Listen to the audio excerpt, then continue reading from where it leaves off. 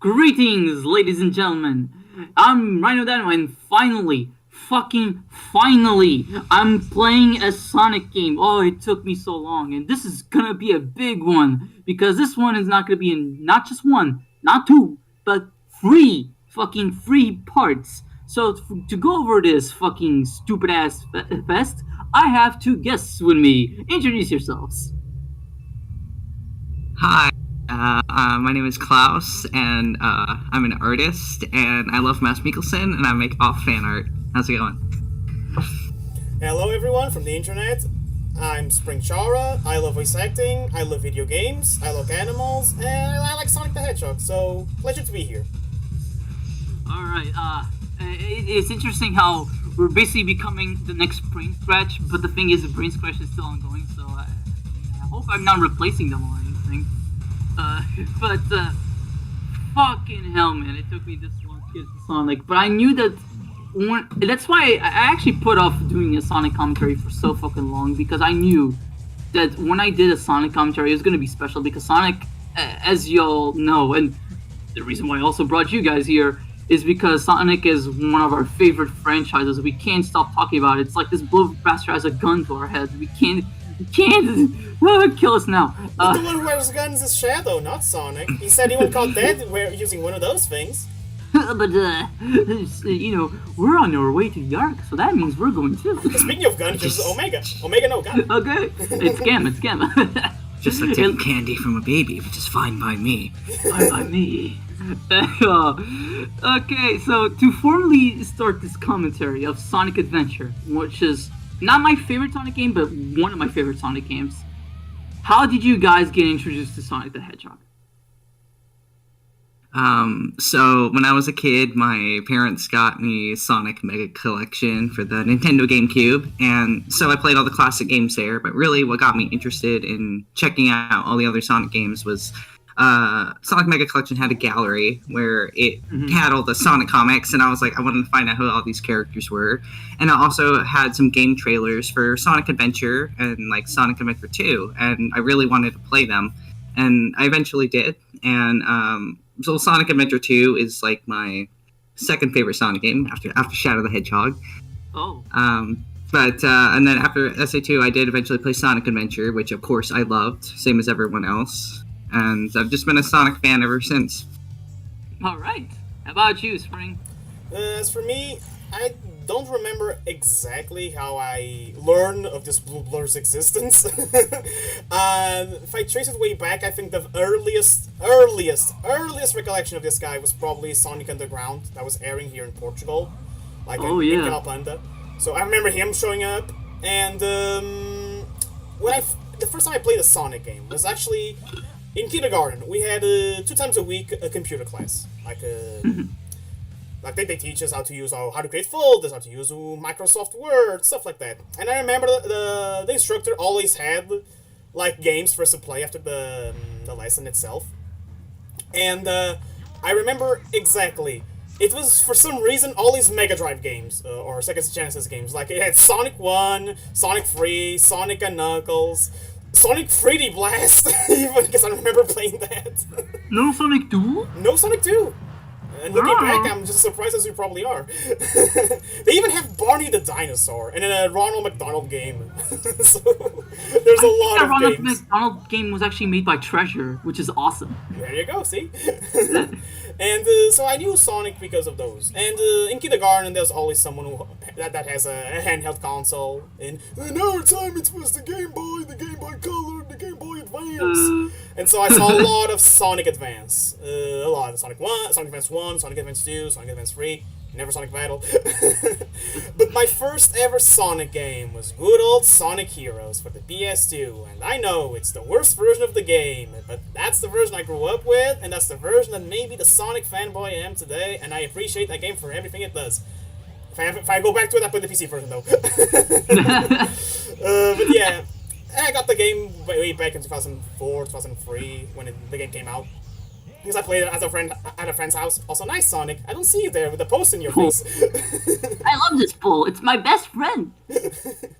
And it's funny because the game was entirely in English. And for those who don't know, I like our host here, good old Rhino in the Dino. I'm from Portugal. I'm from good old Portugal. And a lot of the games were not subbed nor dubbed. I mean, there were a lot of them, especially the ones that were made by Sony. But for the most part, they weren't. I would either play them in Spanish, or if they had a Portuguese, I would play them in Portuguese, or I would try in English. But at the time, my English was not as good as it is today. And so I actually stopped playing the game very quickly. It would take like, 4 years when that same friend came to my house and saw, oh, you have Sonic Heroes? Oh, I want to play that. So he played that game. And when you're a kid and you have this thing, like either a toy, a video game, or something, and you play through it, you put it in the corner. If someone else comes to your house and starts playing with it, after that friend leaves, you're like, you know what? I want to play this again. And my life changed forever. That never happened to me because I had barely anybody come to my house. I think I just had it once, and I was singing Lesser Price from Persona 5. Well then. And, thanks to Sonic Heroes, later I discovered YouTube because I was searching for the soundtrack, and I discovered the huge plethora of Sonic videos back in the mid-2000s. If you know, you know. Yeah. And thanks to that, I became a big Sonic fan. I worked my way to play the other games based on the consoles I had. I got Sonic Classic Collection that has like the classic games for the DS. I played good old Shadow the Hedgehog. I have mixed feelings on that game, but if I had to go back to that... What the fuck am I looking at? Baby Sonic got sent to the Shadow Realm. I died and I was like, you know what, fuck, I'm gonna use this as a funny... Rhino, we're not the new Brain Scratch. We are the new Super Gaming Brothers. What you did was the equivalent of Valley Falling Down World, a public spread from World 1-1. Shame on you. Hey, I was going fast because I didn't want this video to take too long, but it still took too long. But yeah, I worked my way out to the series. I have a lot of nostalgia, love, and appreciation for this poor bastard. Even though the quality of its games goes back and forth, up and down, and all around. But yeah, we're still here, right? We have things to look forward to in the future, right? Yeah. Let's forget Sonic Forces. Sonic Forces!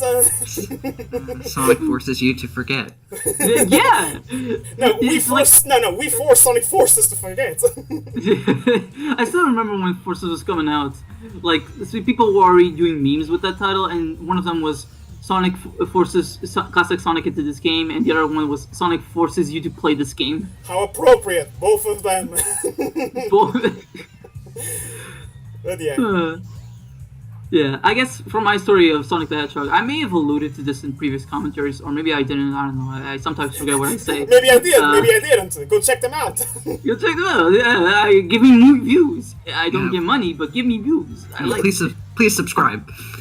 Well, like, you know what? YouTube has this thing where if you say like the video and subscribe, like a rainbow thing will light up around the subscribe and like buttons, and I'm like, will this happen now because we're saying it? I noticed that actually when I was watching a video. I thought it was just me.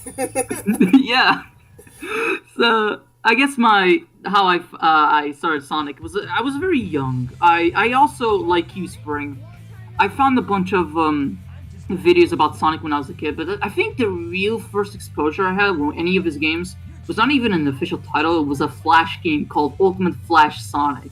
I remember that one. I played it, oddly enough, I played it on the Microsoft Excel. Don't ask how that worked. I don't know I don't know how that worked either. A friend of mine had like some games and he shared with me on my first ever laptop. And one of them was like 2 Excels. One of them had Sonic Ultimate Flash there. Don't ask me how that worked. I don't know either. It's kind of sad that the game, like...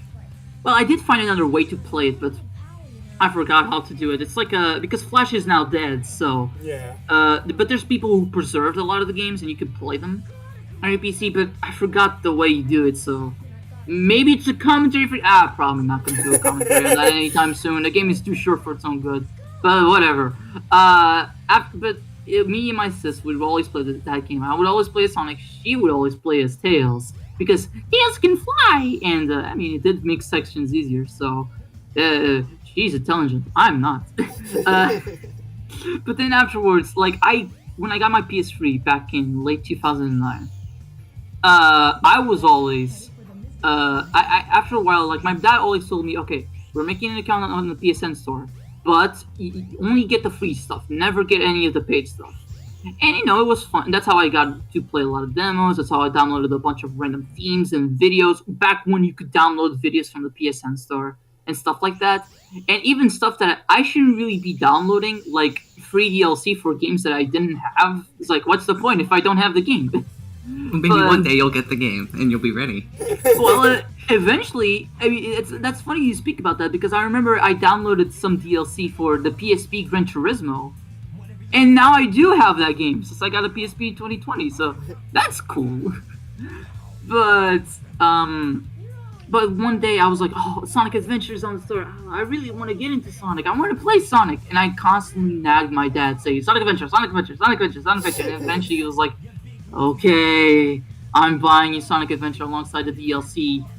That includes the DX content. Yeah, that's the interesting thing. On the PS3 and Xbox 360 versions of these games, the DX and Battle extra content was in a DLC. I don't know why. It is what it is. I don't think that applies to the PC versions as far as I'm aware. No, it doesn't. It doesn't. I checked. Yeah. So it's a bygone time, bygone era. But I finally got it, and that's the thing. It took me a good while to beat this game because I sucked.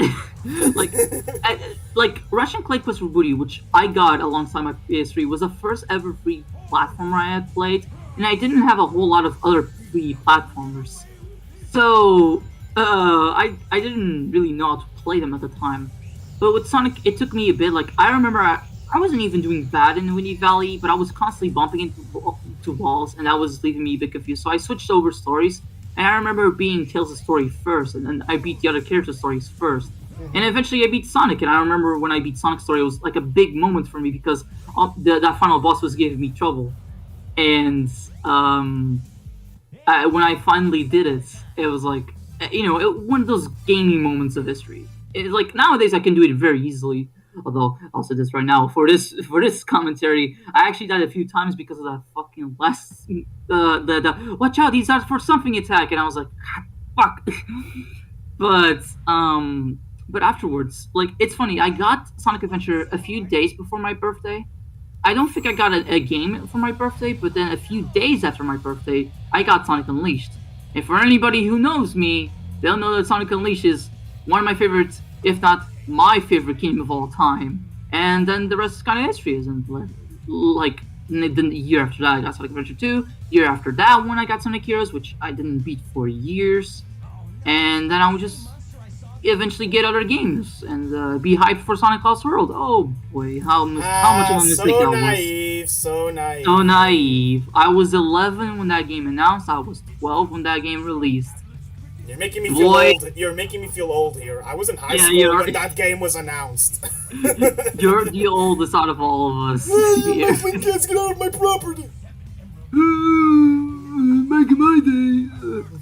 But it's funny how you speak about the Game Boy being something you'd see often. I remember when I was very young, like in preschool, I remember seeing the Game Boy Micro, and I was like, oh, that's so cool, I would like to get one. I never got one. But I remember going on the American Game Boy Micro website. That's fortunately been archived by the Wayback Machine. And that is like, I remember that being the coolest shit by the day. Like those animations and stuff, I remember that. But then I saw more DS games, and that's the thing. You were talking about how, Spanish, and the DS had no Portuguese, unless maybe specific games had Portuguese. But I was a weird one. Everybody, went to Spanish because it's the closest to our language. Mm-hmm. But I went to English because I felt more comfortable with English. And that's how my English kind of started to develop more and more as I played. You see, the reason is because you youngins, you grew up with cartoons dubbed in Portuguese. Back in my day, we had cartoons dubbed in Spanish with Portuguese subtitles. Yes, I did, but I did catch that era of Doraemon. With Spanish. It's just that eventually I just grew more to appreciate the... El Gato Cósmico. El Gato Cósmico. Americans don't know that unless you're one of the few who watch the Disney XD run. Do you know what we're talking about, Klaus? Real, man. Do you even know what we're talking about, Klaus? No. Shall we introduce him? Case in point. Shall we introduce him to Doraemon? Yeah, you do a playthrough of one of his games. Because fun fact, I actually played one of his Which one? games. I don't know, pick one from the Mega Drive, because that's another game I played in my computer class. I remember playing the Doraemon game. If I'll need to play that game by myself first, and then maybe do a commentary. I've also been thinking about doing maybe a Dragon Ball game one of these days, but I don't know what. If you do that, please invite me and Klaus so we can talk about the series while you stream. Oh, definitely. Do Dragon Ball Legacy of Goku. Yeah, that's an RPG for the Legacy of Goku. That's an RPG for the Game Boy Advance. You got me until you said RPG. That's too big. It's too fucking big. It's like really for Smash. Big. But then I reached the game. Sam here. But yeah. Speaking of RPGs, to go back to you playing Sonic games in computer class. I too played Sonic games in computer class, but I found one that was an RPG, and it was like we were playing a Shadow, and he could transform into a dragon, and he was fighting aliens in space. And I can't remember what it's called, but I've been trying to find it for years. That's like the coolest thing ever for a 5-year-old. That's like everything makes perfect sense. Like, yes, Yeah. of course Shadow was fighting Klaus. aliens. Of course Shadow was fighting aliens and he can transform into a dragon. Why not? Not to shame you, Klaus, but that sounds like a cool game for young minds. That's probably how it captured you. Yeah. But I wonder, was that game any good? I mean, well, it kept me entertained, but I was more simple-minded back then, so, Before you found Mads Mikkelsen and Death Stranding. Yeah. And Mother 3. Mother 3. Come on, Reggie, give us Mother 3. How about this instead? That game is never getting localized. Nope, but that's a whole other kind of worms. Yeah, I mean, we could do a bunch of tangents. I mean, that's what this commentary is about. Just a casual I would agree, but we haven't talked about this game, like, at all. This game. I mean, we can save our overall thoughts for the game for the last stream, but because yeah, because that makes sense. We are seeing the game, but we're not commenting on anything. We're just talking about random games. And when it's time to end the game, remember that scene from the 1 hour ago where this happened? Yeah, that was cool. Okay, that's overall thoughts. So if you look at specific elements, then yeah, you could commentate just fine. Just like how the guys over at Brain Scratch, when they did a revisit on this game, they fucking made Sonic overly verbose. Instead of him saying, "Oh yeah, this is happening," it's indeed this is occurring, and it just becomes so hilarious. Like instead of saying knuckles, is multiple posterior appendages or something like that, or large white ovular shaped male for Eggman. Oh god, that commentary was amazing. Yeah, that's one of my favorites of theirs. Like, I really enjoyed that one. Yeah, the inner machinations of my mind. And then the milk just falls while Big is just fucking watching to call, expressing all that shit, and Big is like, what? That was the original review that he did. Some comment Johnny did the review, yeah. Yeah, that was like 10 years 11. No, it's about to be 12 this year. You know, to use that as a segue, the reason I played the first Sonic Adventure and Sonic Adventure 2 battle was because of his reviews.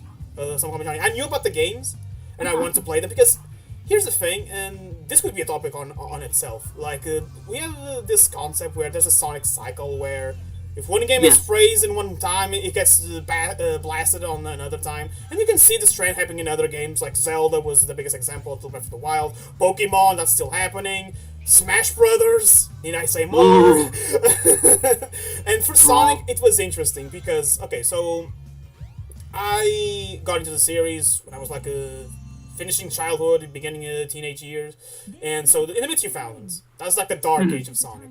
But Sonic Adventure 2 was always appeared like in comments of like, for example, I was listening to the Sonic soundtrack in Brawl on YouTube, the Sonic tracks, and I remember saying, "Oh, Sonic Heroes and Sonic and Brawl are great games, but the best Sonic game is Sonic Adventure 2." And so you probably I want to play that game. Seems like a fun game. And then I saw Johnny's review, ProJared's review, another more obscure YouTuber called Retro Replay also did a review on that game. I remember like he got blasted because he did not like Sonic Adventure 2 back in the day. Oh. So it's funny. Because now it's normal. Now it's like there was a time when it was like common to like not like the adventure games, which, to be completely blunt, yes, they have not aged the best. But what carries them for me is the ambition, which is something a lot of Sonic games in the meta era, personally speaking, I don't think have. I mean, in my opinion, also they're fun to play. Yeah, and they're fun to play, which is like the most basic Crucial and crucial thing. Yeah, basic and crucial at the same time. It's not a paradox. So it was funny to see how the perception of Sonic games has evolved over the years. I think these two, nowadays, people still see them with fond memories, and they still see, there's also Knights. Hi, Knights. Yeah, we'll see Knights in a bit. It's my callback for my 4th commentary, Knights in the Dreams. You can watch it right now. And it's fun like to see the perception of Sonic games. Colors, it's the opposite. Like, it was praised to the sun when it came out. Nowadays, it's seen as like the downward spiral in the meta era. You know, the 2010s era of Sonic. I still think it's a good game. I still think it's a great game. But yeah, you can see the seams of what would become the next 10 years of Sonic in that game. And in hindsight, can be always harsh. It's always harsher to be on the critical side of these games. Yes. But I think it's interesting to see. My perspective on this game was always, yeah, this is clunky. Even when I was a teen, I was like, yeah, this is clunky, but I'm having a blast. Except when I got to play as Big, but we're getting ahead of ourselves now. Big. Oh, Big. Yeah. We'll get to him when we get to him. But, it's interesting to think how, I remember that the term meta era only really started to appear when Jay's reviews talked about the writing of Sonic games in the 2010s. And, well, I think in retrospect, I remember, because I do follow the guy and watch most of his reviews, and in retrospect, he has kind of been like, I don't think he regrets it, but he kind of like, didn't want to have as much baggage by using that term for meta era, and even then, he has come back to some of the games in the meta era, like Colors and Generations, like, they're good games still. And that's the thing, but I think it's with Lost World that it starts to go a bit downhill, because it took me a good while for me to actually get to Lost World. I think it was until 2021 or 2022 that I finally get to play Lost World. And it has been so long. I had played through Forces, I had played through Colors, Generations, Unleashed, Adventure 2, and Adventure, Adventure 2. Adventure Free, yes, you played for Adventure Free. You're Yeah, the only one who played Adventure Free. How dare you? Actually, it's Advanced Free.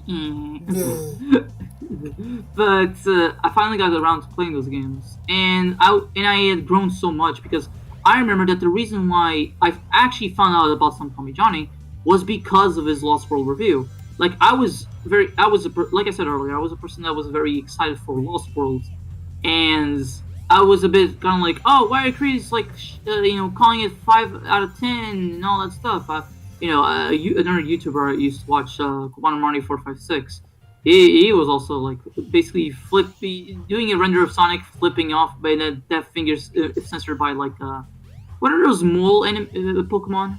What are they called? Diglett. Diglett. Yeah. Diglett. Yeah, it was censored by Diglett. But then I found out about Some Call Me Johnny's review, and he was kind of like other reviewers, but like he was way more calm and serene about the game. And then lastly, he was like, actually, it's okay, but not the best. And then I got interested. I was like, I found it interesting how the guy put his thoughts so naturally, and it was very calm, because this is around the time where Johnny was really starting to mellow out after I think the Sonic 06 review might have been the last time we saw him still having that kind of like style that he had, like the angry video game reviewer. Like that was a staple. Yeah. Again, the mid 2000s. Yes, because after that, I think he definitely calmed down. I mean, maybe Zelda 2 Adventure Link, but in Zelda Marathon, I could see it was starting to overall slow down. And in Sonic Lost World, he was like mellowed out. And then that's how I got interested in Some Call Me Johnny. But I didn't play Sonic Lost World for years, and when I finally played it, I was like, yeah, the writing sucks. I'm not a fan of the story, but I can have some fun with the game in spite of being completely different from other Sonic Yeah, games. like the game itself is fine. It's just personally speaking, it has a lot of ideas, but then it never fleshes them out like to do something substantial. And yeah, the writing is all over the place. Like there are scenes I like. I like when Eggman just threatens to strangle his Eddie. It's like, wait, what? Where did that come from? But it's so badass. I mean, it is badass, but it's kind of like, but in the same scene, like before, it was Sonic doing an ice pun, like that was cool, pun entirely, Lieutenant. Like this game, like the game writing is not cohesive. Yeah, it's like severe mood whiplash. Yeah, and I don't think any other Sonic game had really had that. Like when a Sonic game was dark, it was dark. Klaus, I know you love this game, but I think Shadow the Hedgehog may have some cases of that. Yeah, but Yeah, definitely. Space Family Arc. This place. So familiar. This is where I died. shit. Oh, hey! Bring it on! Let's finish getting started! Time to rock and roll! Huh? What happened here? What happened to the stone? I don't care. Let's continue. Boy, I sure don't care. Wait, don't go there. Yeah. Don't go suicidal just yet, Shadow.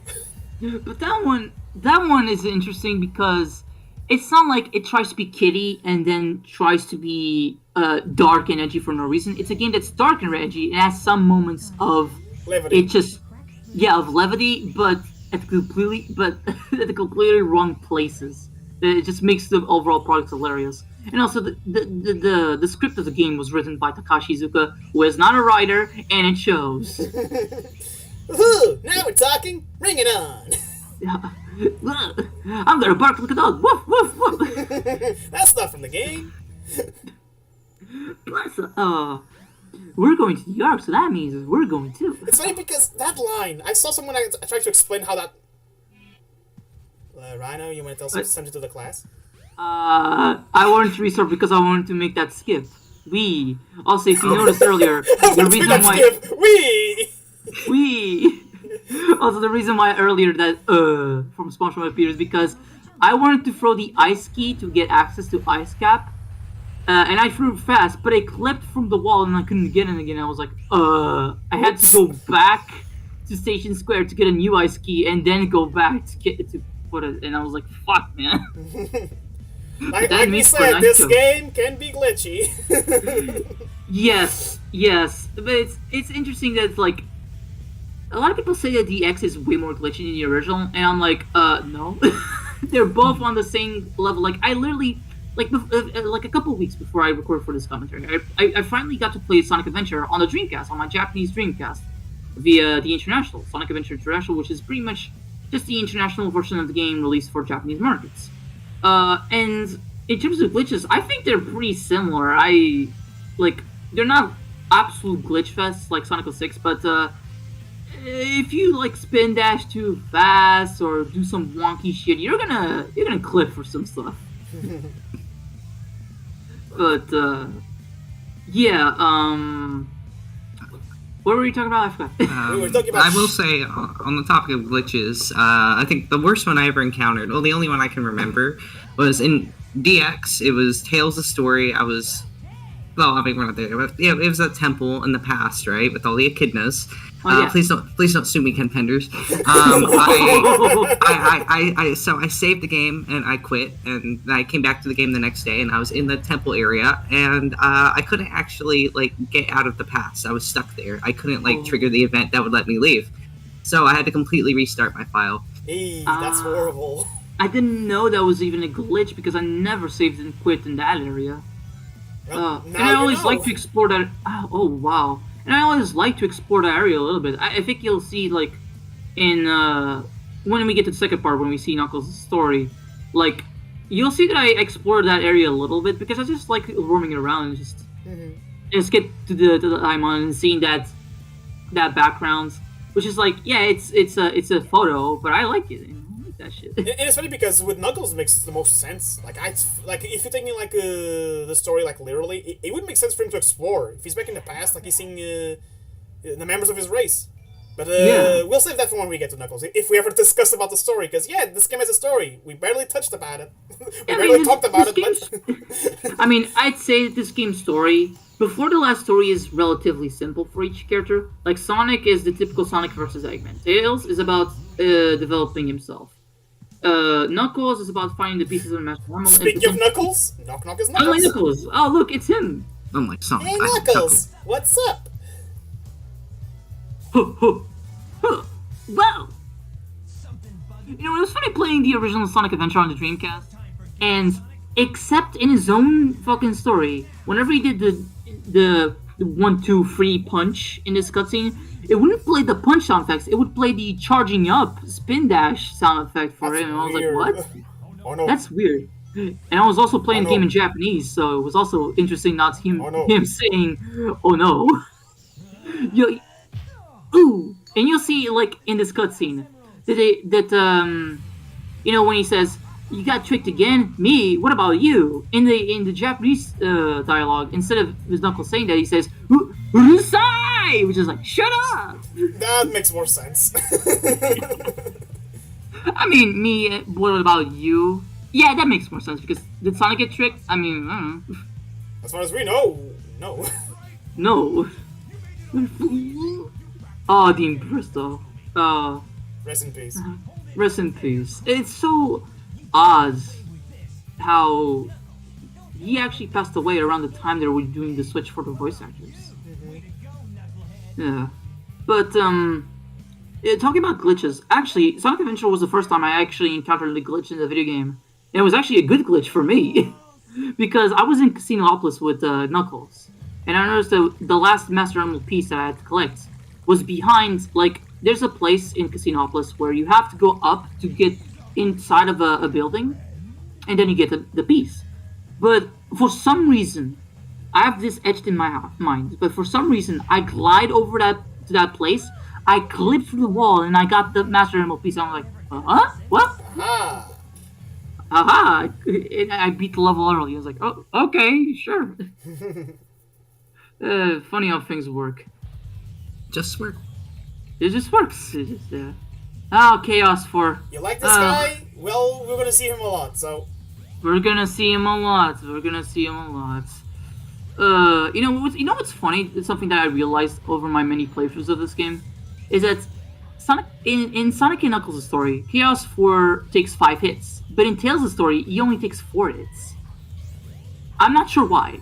Because Tails, maybe it's like an easier mode than compared to Sonic and Knuckles, so maybe, okay, let's just make it easier. It's like the little kids. Just 4 hits, and then with Sonic and Knuckles, like, oh, and I need to hit him 1 extra time. Okay. He's an easier mode, but you have to race against Sonic and Eggman. No. I mean, these levels, I'd say, are the easiest. Like, if you're comparing, like, all the characters that are playable in this game, I think his levels are the easiest. For the first timer, though, it can be a bit tricky, especially, again, like you were saying, like, racing against Sonic can be tricky, and can be a bit stressful. But Ice Cap was the hardest level for me. Yeah. Especially getting the 50 rings mission. That one I remember having a tough time with. Yeah. But for me, So I'd say... you know what? Go ahead. Throwing a topic to the table. Out of all the characters playable in this game, which ones do we like to play? I mean, besides Sonic, because I think Knuckles? I think that one's obvious. Yeah, Knuckles. I also like to play as Knuckles. Knuckles and Gamma. It's Sonic, Knuckles, and Gamma. Gamma's fun. Gamma's fun. What about you? Klaus?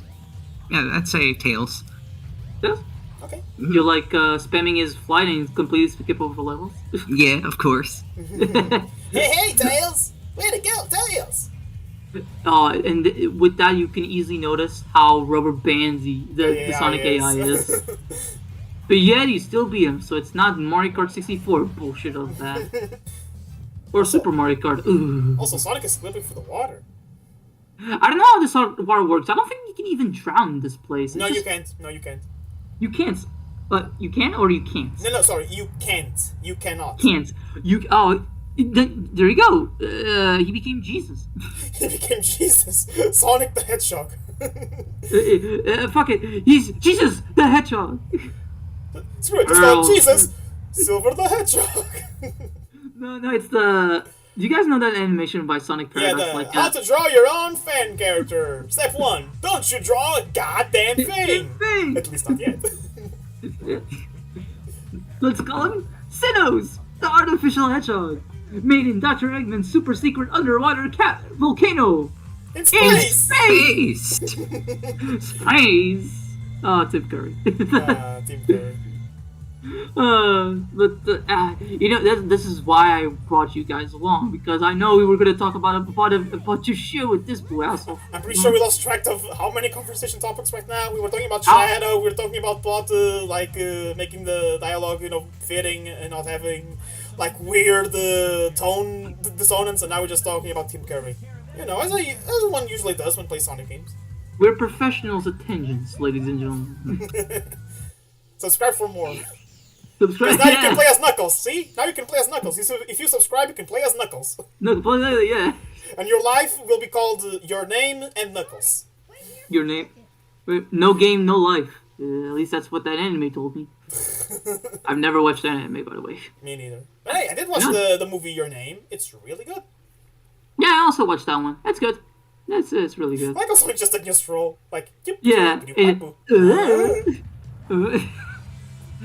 The palm trees are big? I mean, this is a nice segue for the next topic. What would you got? Are you guys in favor of a Sonic Adventure remake? I would be, for sure. I don't know. I mean, on one hand, yeah, they could, fix some of the clunkiness, but I don't know. They Adventure and DX. It has such a vibe. It has such a charm to it, and I'm afraid that if they were to remake it, it would lose a lot of that charm. And I know the animations are kind of funny, in the cutscenes, but I feel like the characters are still very expressive, but in kind of a funny way. And with how stiff a lot of the Sonic animations are, in Forces, for example, I'm afraid it would just make it lose a lot of its character. Mm-hmm. So I don't know. They did improve a little bit in Frontiers, but still not too much, though. Yeah, not too much. Again, not just Frontiers. It's a great first step. But those cutscenes with just two characters talking. That might as well be a visual novel at that point, because the characters barely move. And you're a master of visual novels. Yeah, if any of you people in the audience, when this guy references Danganronpa, I'm that one friend. Hope! But I agree with what Klaus said to an extent. There's a lot of charm to this game, which is something that if you do a remake, you definitely could risk of losing it. I think the best comparison is I would like a remake if they go the Crash Bandicoot Insane Trilogy route or the Spyro remakes. I forgot the trilogy. Reignited trilogy. Yeah. If they go that route, because those games, from what I played from Crash and from what I've seen the cutscenes in Spyro, in those remakes, they really brought the attention to detail when it comes to the animations and to the visuals. It's still cartoony. If they go that route, I think it would be nice. Oh, you know what? Do Sonic Boom. The Sonic Boom. That game is full of problems, but Rise of Lyric has some great character cutscenes. Mm-hmm. Or better yet, I'll eventually play that game. Or better yet, to bring a more recent example, thank you, Some Call Me Johnny, the Apple Store game, Sonic Dream Team. Yeah, some of the cutscenes in that game are very cartoony and very fluid from what I remember from his review. So, or as it's known in Europe, Sonic Dream Team Bros. I see what you did there. But, the prospect of a Sonic Adventure remake has definitely been in the talks for a good while. This and Sonic Adventure 2 as well. Because it's like one of those things, they maybe have a lot of differences, but you can't have one without the other. Mm-hmm. But, yeah, you're going to lose a little bit of the charm. It's also these games have aged. And I think in an adventure remake, I think the thing I want them to keep the most is the controls. Keep the controls as close as possible, because if they aren't, people are gonna bitch, and I'm gonna bitch because I love how this game plays. Also, I like how classic Sonic looks there. Yeah, because I'm using. I haven't talked about this yet, but for this commentary, I'm playing the Steam version. But I'm using mods to make it look like the original Dreamcast look, and some of the models in Sky's Chase kind of look like how they looked in their prototypes, because before they got the modern Sonic designs, it was originally supposed to have a classic feel, but that ended up not happening. They decided you need to modernize Sonic, and this is a bit of a point of contention in the fan base, but I do like both designs. I know I'm a weird for not picking one over the other. Boom. Well, show's over. Sonic's dead. I hope you guys enjoyed this commentary. It was nice talking. It was nice. Okay, fuck this. Tails? Cows? Cows? Gabu? Oh, this cutscene is so fascinating for me because when I was a kid, I didn't even know that you're not the one I'm looking for. He was actually talking to that NPC. Wait, who did you think he was talking to then? Yeah, that's like how much it's right there. Yeah, I know, but like the NPCs were such a non-existence for me when I was a kid that I was like, oh, it's her. Sonic, my hero. What's wrong with you anyway? Bristol Space, yeah, Amy! Bristol Space! Bristol Space, bitch! Wow! You Wow, interesting, but I sure don't care! Yeah, no, I just remember that Jacked videos like, Babe, I'm wet. You want a paper towel? No, I want something big and round. You want 2 paper towels? No, I want something even bigger. Damn, bitch, you need the whole roll? Sonic! What? This reminds me of a comic that I've seen that I was probably adapting a meme, which is like, it's Rouge calling Knuckles on the phone, and she's like, so, how big are you in bed? And Knuckles like, oh, like 3 something in inches. No, I mean, in bed. Same, but just laying down?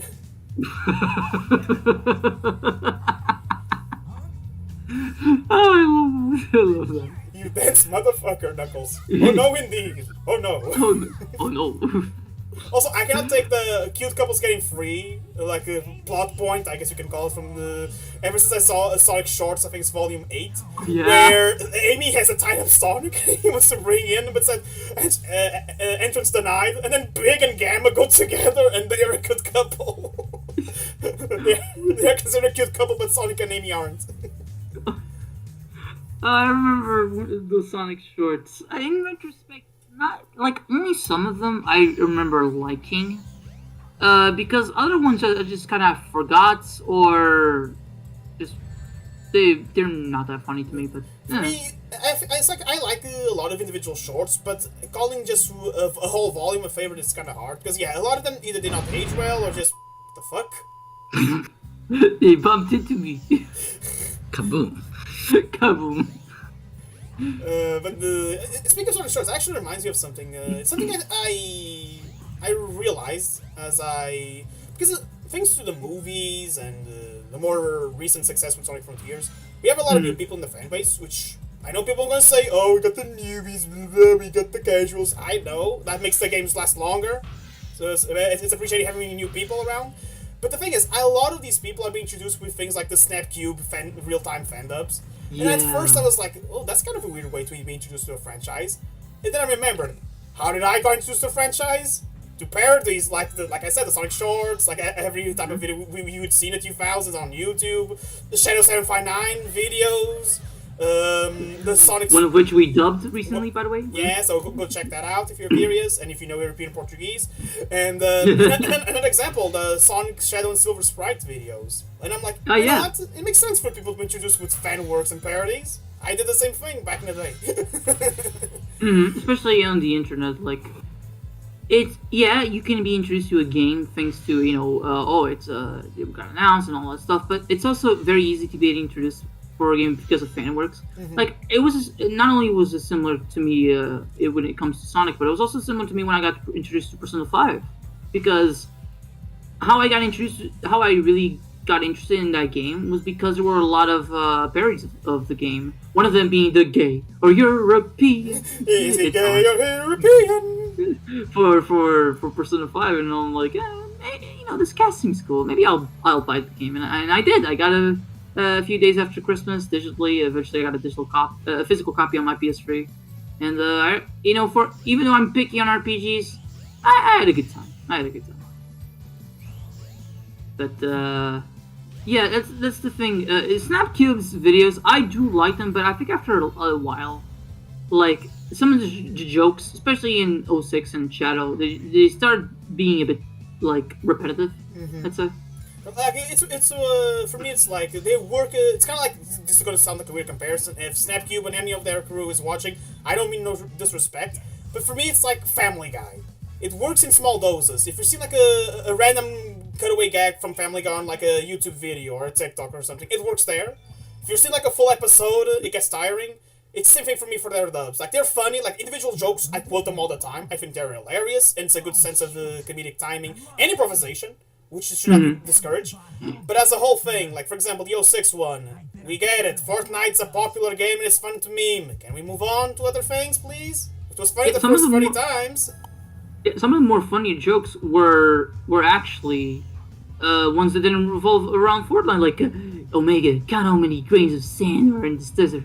It's your one mission. 2, 3, 4. Shadow! I'm curious to see what the biggest number is. And then that got animated by Pringus McDingus. So that's And one of my favorite jokes, good old Memphis, Tennessee, talking about his gamer pad on his Twin Tower. This isn't really tilted Nora Tower. You see, it's like my gamer pad. Not a lot of people call me here because I get the press so frequently, but that's okay. I like to be in the friend zone. I like friends. I like friends.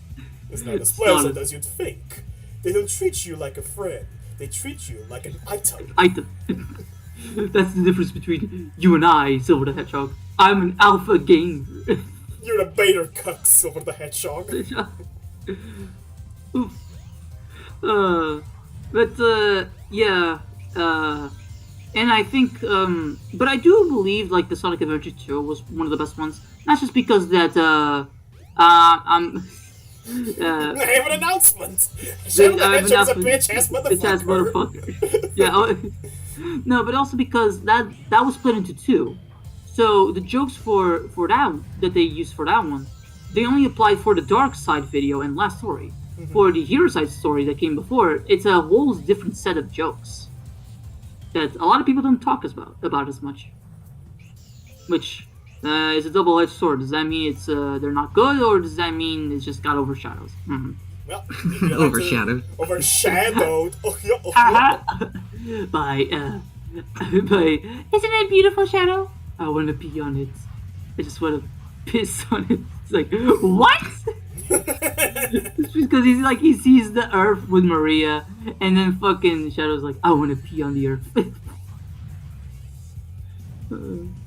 But also, here's a clever edit of mine. Oh, okay. That was an edit. Nobody did you notice? No, until you pointed it out, and I probably don't know what it is until I see it again. It's because I died by a stupid as all reasons, so I edited it. Okay, what I was gonna say is, seeing this level, because I've been playing Sonic Generations recently, and not to date this commentary more than probably already is. We know all my commentaries are dated. You're fine. But like, we know, okay, the most recent Sonic announcement when it comes to video games at this point is Sonic X Shadow. Nice name there, guys. Totally cool.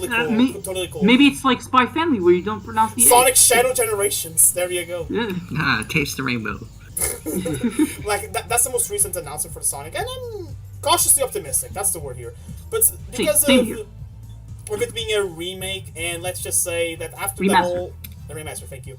After the whole Origins debacle, where they announced Origins and then they delisted the classic games that were from the other stores, and for example, before the announcement, when the rumors were just around about the Generations remaster, all the Sonic games were on sale on Steam, except Generations, and I think one or two others, I forgot. But Generations was a big one that was on discount, so I think Generations, the original version, probably has its days numbered, so I got it for Steam. Because I played it back then, like in the computer, in a very... Oh yeah, Sonic is still looking for Amy. I completely forgot about the plot. What I was gonna say, so I was playing Sonic Generations, and one of the levels from Sonic Adventure on the console version is Speed Highway. And for me, that's, in terms of visuals, when it comes to levels, that's how I want the Sonic Adventure game to look like. I think Generations knocked it out of the park. Generations are Unleashed. That's how I think it's in terms of levels, visually, that's how it should look like, in my opinion. Unleashed. Oh, my baby. One day. But it's funny you mentioned the rainbow, Klaus, because when Sonic Shadow Generations got put on Steam, it has tags like reflecting genres. Well, one of them was platformer, the other was action, the other was adventure, and the other was LGBTQ. Yes, of course. It's like when I forgot the stream platform, but Klaus knows what I'm talking about. Like when they put Dragon Ball Super, and one of the tags was enemies to lovers. Just that, Goku and Vegeta like bonding. It's beautiful. They're the greatest couple ever. And I mean, I'm currently watching through Dragon Ball Z Kai, and I already know that they're gonna be like, we should go fight somewhere empty. or something. Because, yeah, I mean, I know a little bit. I'm just kind of like going through the motions with that series right now. Mm-hmm.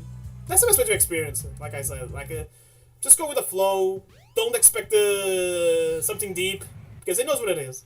Just watch masculine dudes and sometimes one or two females just fighting it out, firing lasers, Kai beams and stuff like that. And sometimes and sometimes someone will blow up the moon, like Piccolo did. Like I got surprised when that happened in the first fucking 5 episodes. Like, I gotta blow up the moon. Oh yes, Piccolo completely ruined Earth's tidal system. Thanks, Mr. Piccolo. I think there's like a report that happened recently that the moon is actually slowly but surely getting smaller, or something like that.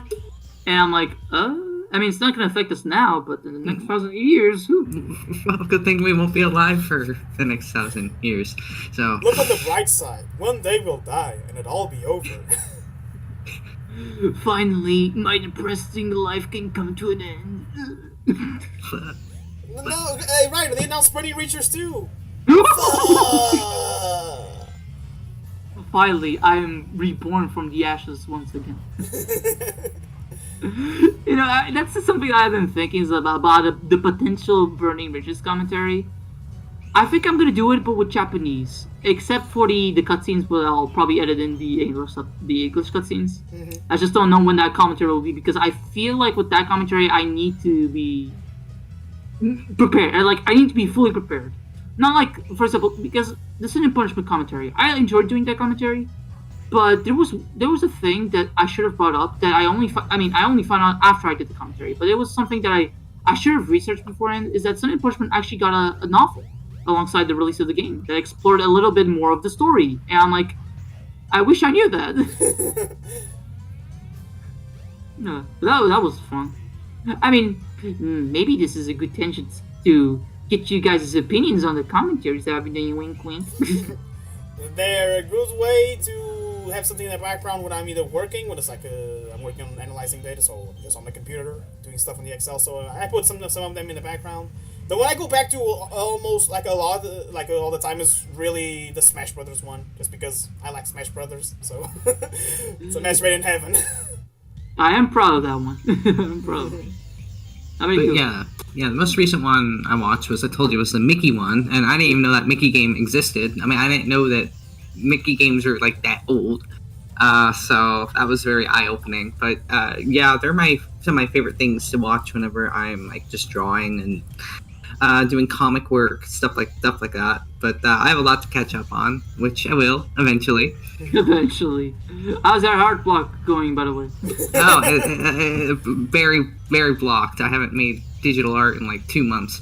Ooh, that's worse than me. I haven't gone back to that drawing I've been playing, that I've been doing, that I showed you guys the other day. Like, the other day? No, like over a month from now. Oh. Like, the other day, a month ago, just the other day.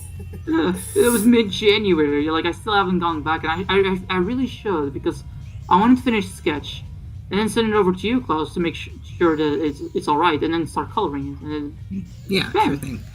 Yeah, it was supposed to be a short drawing, a small drawing too. It's like, I really should not show drawings to everybody before I'm done with it, or mostly done with it. Oh my god, yeah, I know the feeling. It's because, I'll go talk to people and be like, oh, I have all these ideas of things I want to make, and then, like, half the time I just, I don't even start them, or I just give up. I've had plenty of ideas that I've said to only myself, but I still haven't started, or have motivation to do them, because I'm very sporadic when it comes to drawing. But, yeah, look, it's the egg carrier. And their tails conveniently appears. And with the flight with a different color. Oh yeah, he's a lighter orange. Woo! Also, this cutscene might have been the first time I ever heard the word Roger being used as a rights or For me, it was Sonic Heroes because SP would say it like, "Come on, boys, let's go, yes sir," and SP would be like, "Roger." Craig Smith. It's talking to me. He's talking to me. Face of work, buddy. Even though I think Sonic Boom was a big fucking waste of time, the cartoon had some good jokes. The cartoon was the best part. I heard the comics were actually not too bad though. The Archie comics, they made some Sonic Boom comics, and they were pretty good as well. But yeah, the cartoon was the saving grace of that whole shabacle. Yeah. Okay. Can I slight rant here? But what the fuck was the point of Sonic Boom? What was it? I don't know. I like to think that originally, we're going back right when Sonic Boom was first revealed. Okay, and we saw that beautiful concept art and stuff like that. I just think that they wanted to safely explore. I don't want to say what kind of Sonic adventure-ish concepts, but in a totally different canon, so that if they screwed up, it wouldn't be that big of a deal. It looked really cool. They were totally gonna go into the ancient civilization stuff, which is sort of reminiscent of the echidnas in this game. But anyway, then Sega was oh no, you guys gotta tie this really cool game concept into this comedic TV show, and then they had to drop all of it. Yeah. Mm-hmm. And so that's what ruined the game. And also the fact that it was stuck on the Wii U, and they didn't know how to optimize it for the Wii U. All because of a fucking deal that was useless. Yeah, for both parties. It was useless for both parties. Sega lost a bunch of money, especially on Sonic Boom. 2015 was financially one of the worst years for Sega because of how much money they spent on Sonic Boom. And for Nintendo, 2014 was a better year for them, but but it was still not great because the Wii U was a fucking Wii U. Yeah. And unless you're Scott the Woz, the Wii U you means buy nothing. 9 of them. Says the one has a Wii U. I also have a Wii U. And yes, I have a Wii U. Yes, I also have a Wii U. Yeah, I think all three of us have a Wii U. So yeah. But you're the only one who doesn't have Xenoblade X. Yes. And I have DuckTales Remastered. Haha. I do want to play DuckTales Remastered one of these days because I never got to play the game. But it's funny because what Klaus was saying is a reminiscence of a theory I saw, because there was rumors about a project called Sonic Synergy. Oh yes. That was supposed to be this new take on Sonic, more focused on adventuring, like Klaus was saying, a bit more, I don't want to say darker, but I remember seeing the logo for it and everything. But then Sega had the deal with Nintendo, where Sega wanted to do a new cartoon, so they combined all the projects into one, which led to a big mess, because now we have 2 prequels for the cartoon, the 3DS game Shattered Crystal, and then Rise of Lyric for the Wii U, and both game and cartoon could not be more different in terms of tone. Okay, the 3DS game is closer to it, I would say, and I think the 3DS game is probably the better prequel, if you really care about that, personally. Fire and Ice is better than Shattered Crystal. Yeah, but at that point the cartoon's already out. But yeah. Rise of Lyric, you compare that to the cartoon, it's so different. The cartoon is this self-awareness, more laid-back, casual, sitcom-ish cartoon. The game tries to be more it's a story about discovering the potential of your friends and rely on them. More kind of. Because the idea is Sonic doesn't trust the friends, doesn't trust Knuckles, Tails, and Amy. Really? Because I never got that from the game.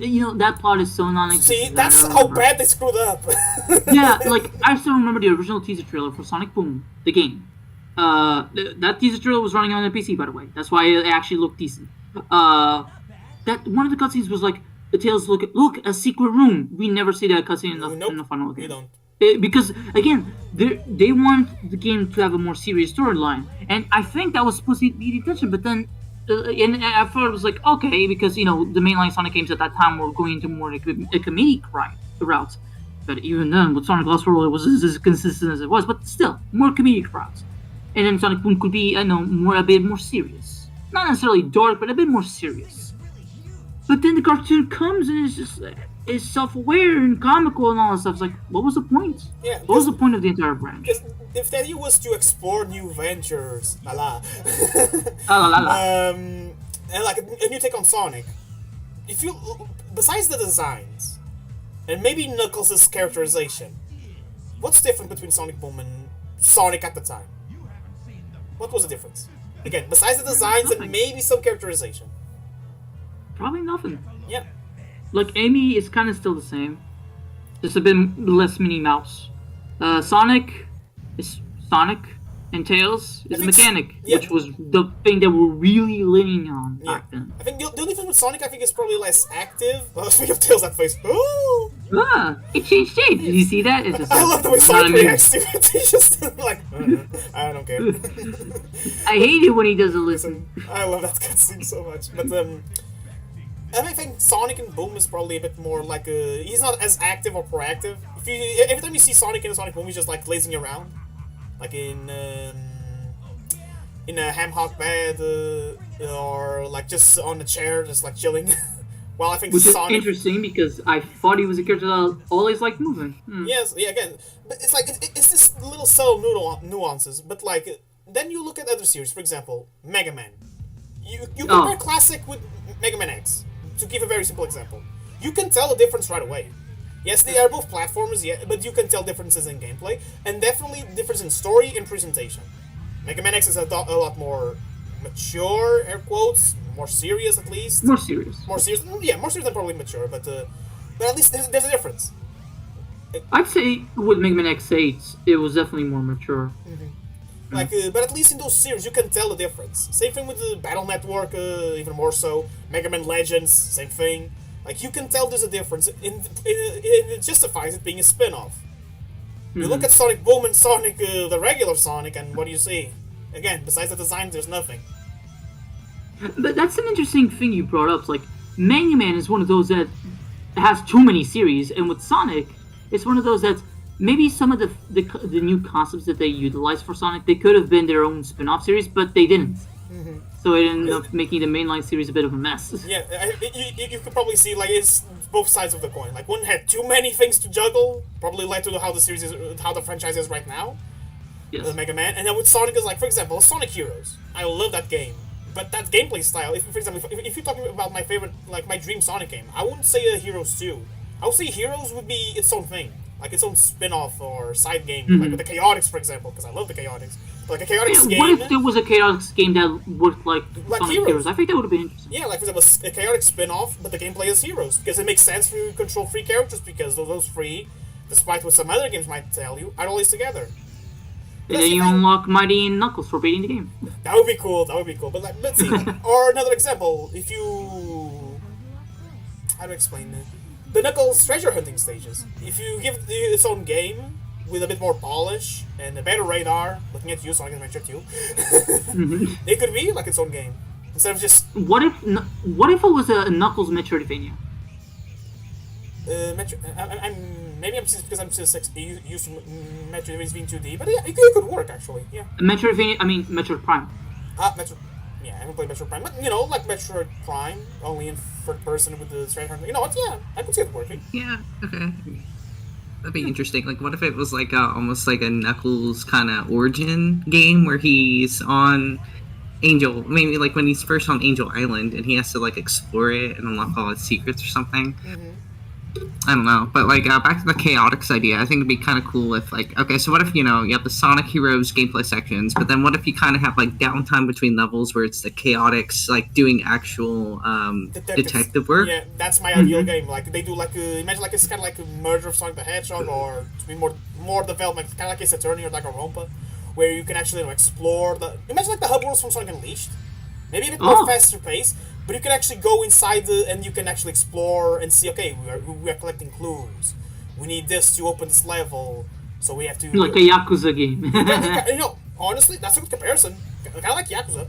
Why not? Like not a big hub world, more like something smaller. Maybe smaller scale like Adventure, but more vibrant and beautiful. As beautiful as this game could be, Unleashed is much better, of course. Like 10 years of difference, maybe. Unleashed hub worlds are also pretty small too. Yeah, but like Unleashed style hub worlds, with a bit more of the speedy of the adventure, if that's possible, because I haven't played the HD version of Unleashed. I only played the PS2 version, and the PS2 version is the same as the Wii version without the motion controls.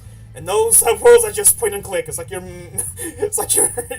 DVD and you're going for the menus. That's how the worlds are in those versions. But yeah, I would buy that game.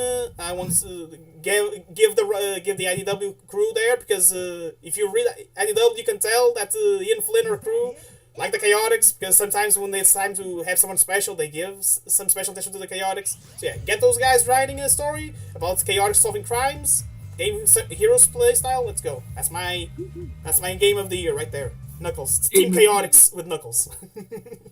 And yeah, instead of Knuckles with the Chaotix, it's Chaotix with Knuckles. With Knuckles, like Team Chaotix and Knuckles. And Knuckles. Featuring Mighty from the Sonic Mania series.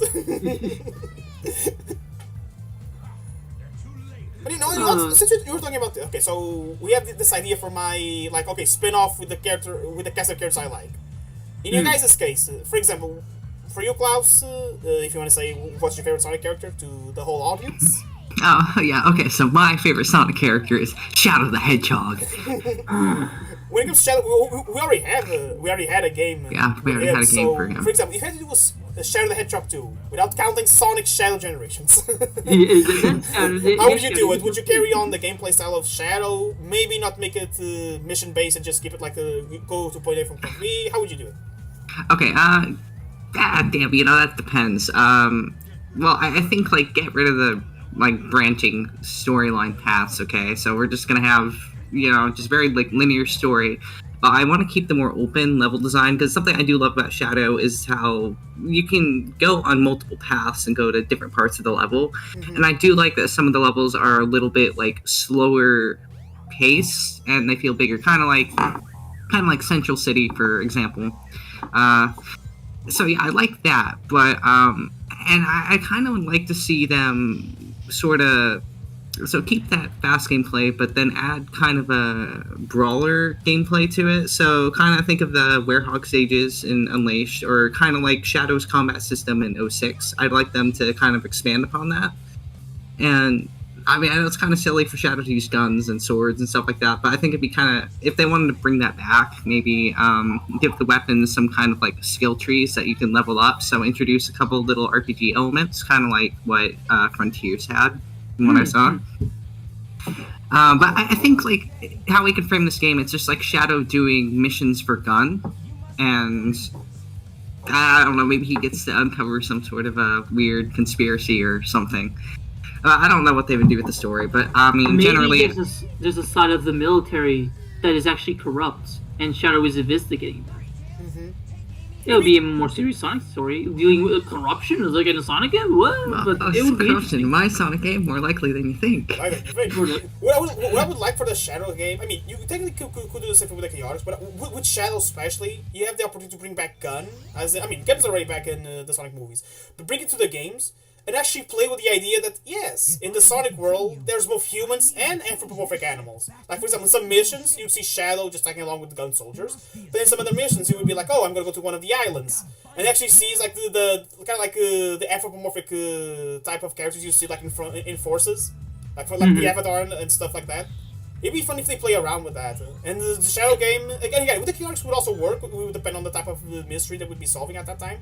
But with Shadow especially, it would work very well to play with this idea, because for those youngins who don't know, there's usually a big discourse about whether or not the humans should be in a Sonic game. But nowadays, thankfully, both can coexist. Yes. They said that in Tales 2, where it was the humans live in the big cities and the anthropomorphic animals live on the islands. And I'm like, thank you. Mm-hmm. I've always been an advocate for humans in Sonic games because I just like that connectivity. That's one of the things I like about Sonic, that some people may disagree with me, but I like that Sonic is this fusion between urban environments and the more, natural, a bit wacky environments that you see in the classic Sonic games. But even in Sonic 1, okay, Green Hill was a bit more wacky, but then you had Marvel zones that was like Ruin, Spring Yard Zone, that wasn't even like those casinos you'd see in later games. And then you had Starlight Zone, which, okay, the level design is a bit more kooky, but the background is literally a city. A normal-ass city. So, Sonic 1 already had a mixture of both, so I like that about Sonic, that fusion. Also, we just saw the best character, Big the Cat. Big Foggy. Froggy can't be in the world out there. Froggy never did anything wrong. I gotta find Froggy. Froggy. Did anybody actually play that big game that's like an open world and you search for all the 7 Chaos Emeralds? I haven't, but I've seen footage of that. I've seen footage of that as well. You know what? The Big the Cat spin-off game. There you go. It's like an open world like the Breath of the Wild. But but then you can also stop for fishing and you can collect your own like fish exhibit and you collect all different types of fish. And for some reason you at one point unlock a power-up and you can fish for whales. How? I don't know, because Big is an omnipotent god. He can do whatever he wants. Yeah, but you know, in retrospect, I think if Big had his own spin-off that was a fishing game, like, for example, Sega Bass Fishing, which I still have yet to play, yeah, I think that would be fine, you know? Yeah, because Big's fishing in this game, again, not to get ahead of ourselves here, it's not bad technically, it's just, you put it in this game, and it's like, it doesn't fit, and... if it was just a side mission, that's the word. Yeah, Rhino, you're right. It's like it's mandatory. If it wasn't mandatory, I don't think anyone would ever complain. But no, you need to do it to get to the last story. And if you don't like the gameplay of fishing, yeah, you're forced to do it. Sonic forces you to fish. Big forces you to fish. Sonic Adventure forces you to fish. Sonic Adventure DX forces you to fish. Director's cut. I don't know why it has that subtitle. What's the cut there? It doesn't really cut I anything. assume it's the extra missions, the cameos of Cream the Rabbit, the Metal Sonic skin you unlock if you get everything. But there's no cut. Yeah, the billboard that you get that has Sonic and Chris Thorndike on it to promote Sonic X. Oh yeah. That's true. That's the director's cut right there. Yeah. I hate that man, and I hate that, and I hate Chris Thorndike even more. I mean, I still have yet to watch Sonic X, but I don't think Chris is that annoying from the little bit I've seen. I think Klaus. I think Klaus's reaction says everything. You have anything to say? Well, I will say that, like, in the later portions of Sonic X, Chris can be, like, a real brat. Like, he gets very oddly possessive of Sonic and his friends, almost like he considers them to be his property in a way. And, and Chris even, was fighting with Eggman over the Chaos Emeralds, and he was like, no, you can't take the Chaos Emeralds, they're mine. It's like, dude, the Chaos Emeralds don't belong to you, they technically don't belong to anybody. Well, if they belong to anybody, they kind of belong with Knuckles and the Master Emerald. And that kind of rubbed me the wrong way. And also Chris was, of course, he was upset when Sonic and his friends had to go back to their world. Because, Sonic X spoilers, they had to return to their world. Okay. They had to return to their world because it was causing some sort of interdimensional collapse, right? Yeah. And yeah, Chris, dude, I know that you're sad to see your friends go, but, like, the world will literally get destroyed if they don't go back home. But Chris was like, he was totally fine seeing the world get destroyed if he could just stay with his friends. And I'm like, god damn, dude. I mean, that wow, reminds me all of this just because his parents never paid attention to him because they were always away. Does that remind you of a certain character from a certain game? I don't care what happens to the world. Yeah, it was not just her. It was not just her. Amy also said, if it was between the world and Sonic, I would choose Sonic. And I'm like, what the fuck? I mean, with Amy, I can sort of see, because, if the world was against Sonic, let's imagine, it's kind of like Shadow, where the world turns against Sonic and is for no reason, Sonic is innocent. I could see Amy saying this.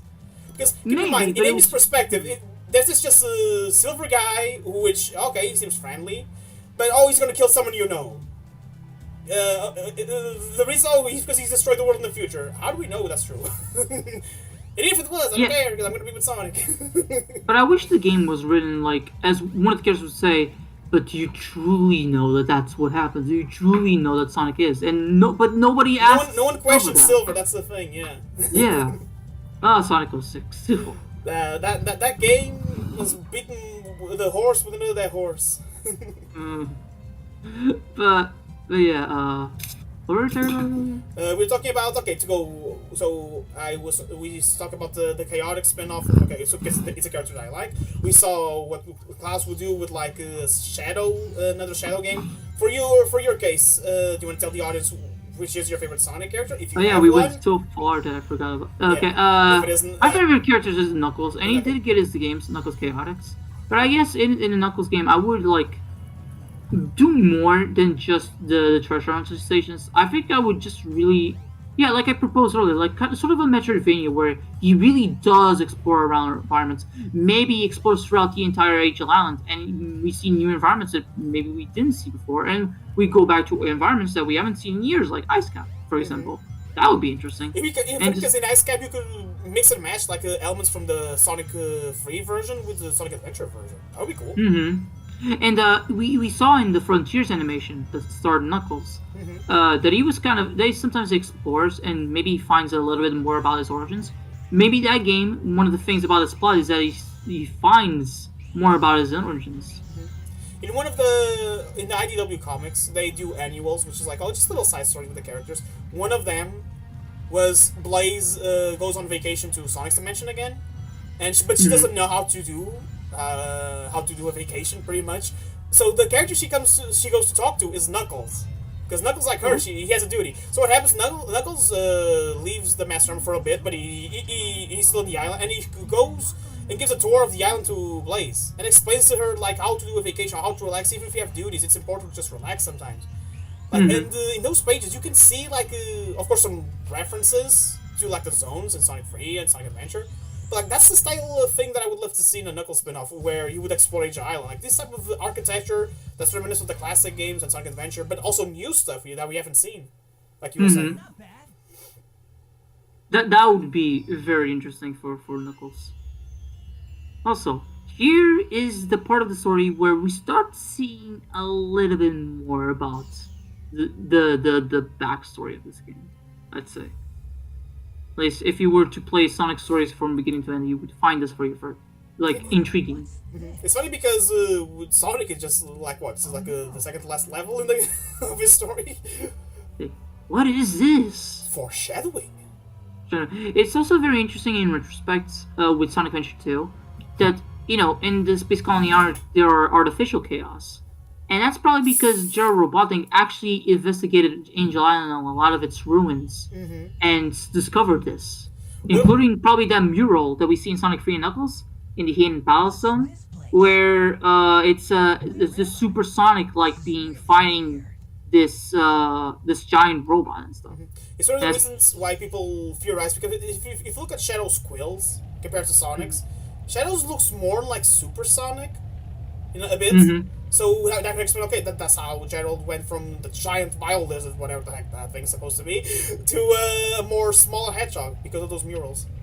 Maybe that research, because the bio lizard was, considering it was a prototype, it was just a prototype, and then he probably it probably didn't fulfill the function completely for him to give up the prototype title and just call him the ultimate life form.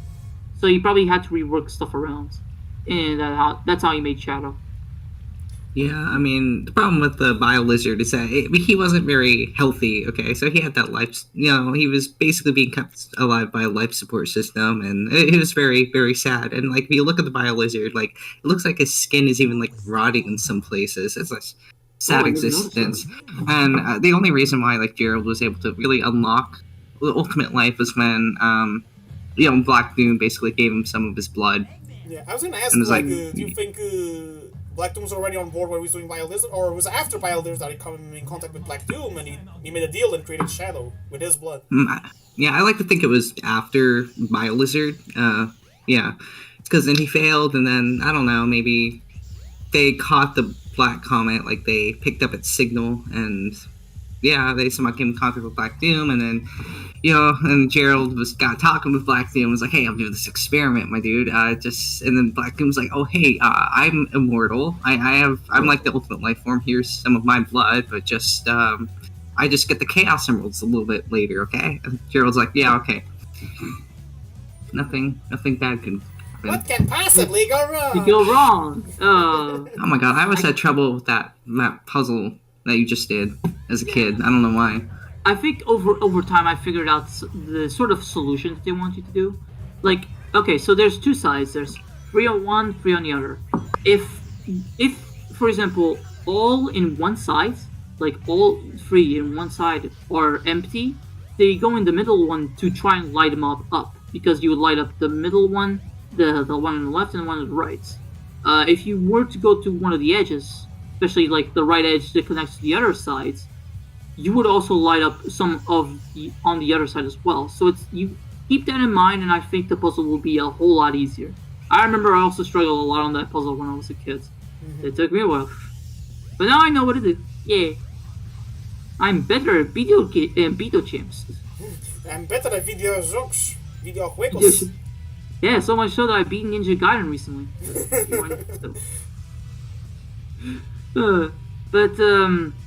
You know, it's so funny. It's incredible, honestly, that they're actually bringing Splatoon back for Sonic and Shadow Generations. And there's people, again, to go back to a previous topic about how people are getting introduced to the franchise via fan-made words. There's legit people asking, I don't know how Splatoon sounds like. Yeah, oh, they don't know he sound. They don't know he was voiced by Goku doing a Dr. Claw voice. Yeah. Shadow. Find the 7 Chaos Emeralds and bring them to me, as promised. What are you talking about? Disobey me, Shadow. Yours sounds more like a Sigma's Dr. Claw impression in Mega Man X7. Might I do a little richer on our preposition? And you sound like Yoda. Come, good food, come. But yeah, Black Doom is such a character that exists. Yeah, he's kind of, like in general, like the most basic evil character there is. Like he's evil because he's evil. The thing is, they do try to put like a little spin on the narrative when he's like, "Oh, humans, they are foolish creatures, overcome by greed. They take on each other." Which, holy shit, he's right. But then it's like, "Oh, I'm gonna bring order to the humans by harvesting them and eating their organs." What? So like, I don't get you. Yeah, so Black Doom, which one is it? Human, delicious. Yum yum. Like, it goes to show how inconsistent the writing of that game is. Like, I don't mind him being back, actually. I was excited, because it's funny. You go from a game, Sonic Generations, which is a great game, by the way, that has 0 to 0.55555 content of Shadow the Hedgehog, to have now a whole, we don't know how long it's going to be, for all we know it's going to be like a 1 hour long campaign, which I hope it's a bit longer than that, but like with more reference to that game. Like more references. Yeah, we were talking about this because me and Spring both watched the announcement live. Not live, but we saw the trailer and we were like, "Oh, what is this about?" And it's kind of like Sonic Generations with this remaster. We're bundling a game that was very much like, even though the writing was not as jokey as other Meta-era games, it's still clearly something from the Meta-era, alongside a new campaign that feels like it's actually having reference for something that the Meta-era would completely ignore. Yeah, it's funny how that works. It's a big ass contrast. And I hope Shadow's fun to play. He seems to have a Chaos Spear, which is awesome, but I hope it's good. I hope I have fun. That's the mood of being a Sonic fan. We have to hope that the thing is good, because you can never be sure in this franchise. But hey, it means we can play Sonic Generations, the HD version of Sonic Generations, on a portable console with the Switch. I'm looking at my Switch right now, and I'm excited. Yeah, the Switch. How about you, Klaus? What do you think about that? I never played Sonic Generations. We have it, but I never really felt motivated to play it because I heard the PC version has issues. I will absolutely play now that Shadow gets a chance to shine, and I'm stoked that Black Doom is back because I never thought that they were going to acknowledge him ever again. Basically with anything before Sonic 06. Just my hope is that I would like for them to implement like the meter function from Shadow the Hedgehog so we can like build up Chaos Blast And yeah, I'd like to see that make a comeback. That would make sense. I like to see Shadow with a pistol again. Going commando. Yeah, In both ways. yeah. But the new Bio-Lizard fight, it looks pretty cool. Yeah, like Bio-Lizard's back, and he's now stuck on the wall. That's an interesting thing. Like, I'm curious to see, because I'm not expecting like a big plot, but I want to see. Okay, how does this work? Is this going to be like a Sonic Prime situation where while the main plot is happening in Generations, Shadow is doing something in the background before meeting us? Like, I how's think this that going would to make be? sense. Like, because we know, okay, Shadow's going to meet Sonic. It would be funny if, okay, so imagine this. Shadow received the invite to go to Sonic's party. Because, okay, Sonic Generations plot, it's the celebratory of the 25th anniversary. God, I feel old. 20th anniversary. 20th, thank you. The 20th anniversary of Sonic the Hedgehog. Now we're gonna go to the 31st, for almost 40. Oh. But, so, like, the idea, okay, so he receives the invite, because Shadow and Silver and Metal Sonic, okay, the rival characters are the only ones who don't appear in the initial cutscene of Sonic Generations. Like, everyone else is there. Knuckles is there, Rouge is there, Blaze from another dimension is there, the Chaotix are there, etc. But Shadow is not there. So my idea is, he received the invite. Maybe at first he was like, no, I'm not gonna go, why should I bother? Yeah, being edgelord, maybe a bitter-ridden edgelord. But then he's like, you know what, I'm gonna go. Why not? And then that's where Time Eater shows up, and there's some wacky time travel shenanigans. And Shadow now is in the whole, like, the mansion where a lot of pieces from his past are combining together. So we see the Bio-Lizard, we see Black Doom. We may potentially see, I don't know, people are speculating if you can see other things like Infinite or Memphis. Memphis, Tennessee. Memphis would be cool, Infinite, I doubt it. But, and the idea is, okay, and then the story ends at the fight with Sonic, when he meets up with him in the White Void. But this time, you're playing as Shadow against Sonic. And in that way, it's kind of like mirroring what happens in Sonic Adventure 2, where if you play the hero route, you play as Sonic against Shadow. If you play the dark route, you play Shadow against Sonic. So now it would be like a good mirror and a good callback to that. It's like if you play the Sonic Generations normally, you play as Sonic and you defeat Shadow. If you do the Shadow story first, yes, you're gonna fight Sonic at the end. It's Shadow's final boss. It would be Sonic. It's perfect for Sonic Movie 3. Again, and I'm pretty sure, I think, was that confirmed, right, that the reason why they added Shadow was because of the movie 3? Or is it speculation at this point? No, I mean, they never actually confirmed, but I believe it's probably what they're doing to tie up with that release. And it makes sense that they probably didn't have enough time to make a new game. But, we can make a small campaign alongside a remaster of one of the best Sonic games. No, I mean, it definitely makes sense, because, I mean, there's a lot of, like, kids now who are, or just people in general who are, like, new fans of Sonic, like you were saying earlier, and they don't know, like, what the hell happened to Shadow. They just know that he's, like, this brooding, dark guy. I mean, they just think he's cool. They don't know all the stuff that happened to him, but now if they play the game, they can prepare themselves to watch Maria get shot. Oh boy, I can't wait to see a 12-year-old girl getting shot in the theaters. Being a Sonic fan. We're fucked up. You know what's funny? You guys want to feel old, but also perplexed about the reality? I saw a video, it was a retrospective on Sonic.exe, if you guys are familiar with that creepypasta. I know about it. Apparently, someone recorded on TikTok, so they saw the Shadow cameo at the end. A kid got up, like a kid's like, oh my god, and one of the kids said, is that Sonic.exe? What? No! So that's the point we are right now. There's like little kids being introduced to this franchise, which again, good for them. I hope they like this. I hope this Sonic marks their childhood positively, like it did for us. But it's so funny to think, there's kids who probably don't know who Shadow is. So that has the same vibes as like, oh, is that Ryu from Fortnite? Yep. Which, we can cringe and but like at the same time, you gotta think, these are kids who probably don't have a lot of access to other games or other consoles, so they play either what's free to play or, like, for example, I can imagine like a kid knowing who Shadow is because they played like a mobile game where Shadow, and they got Shadow as playable there. So like, it's funny to think that, things for us, like, we are in the fandom and we're following this Blue Bastard for how long, for us are second nature. for those who are getting to the series, especially young kids, it's like, yeah, they don't know how Black Doom sounds like. They don't know who Shadow is. They probably don't even know who the Chaotix are, or they probably don't know until the movie what was Knuckles' story.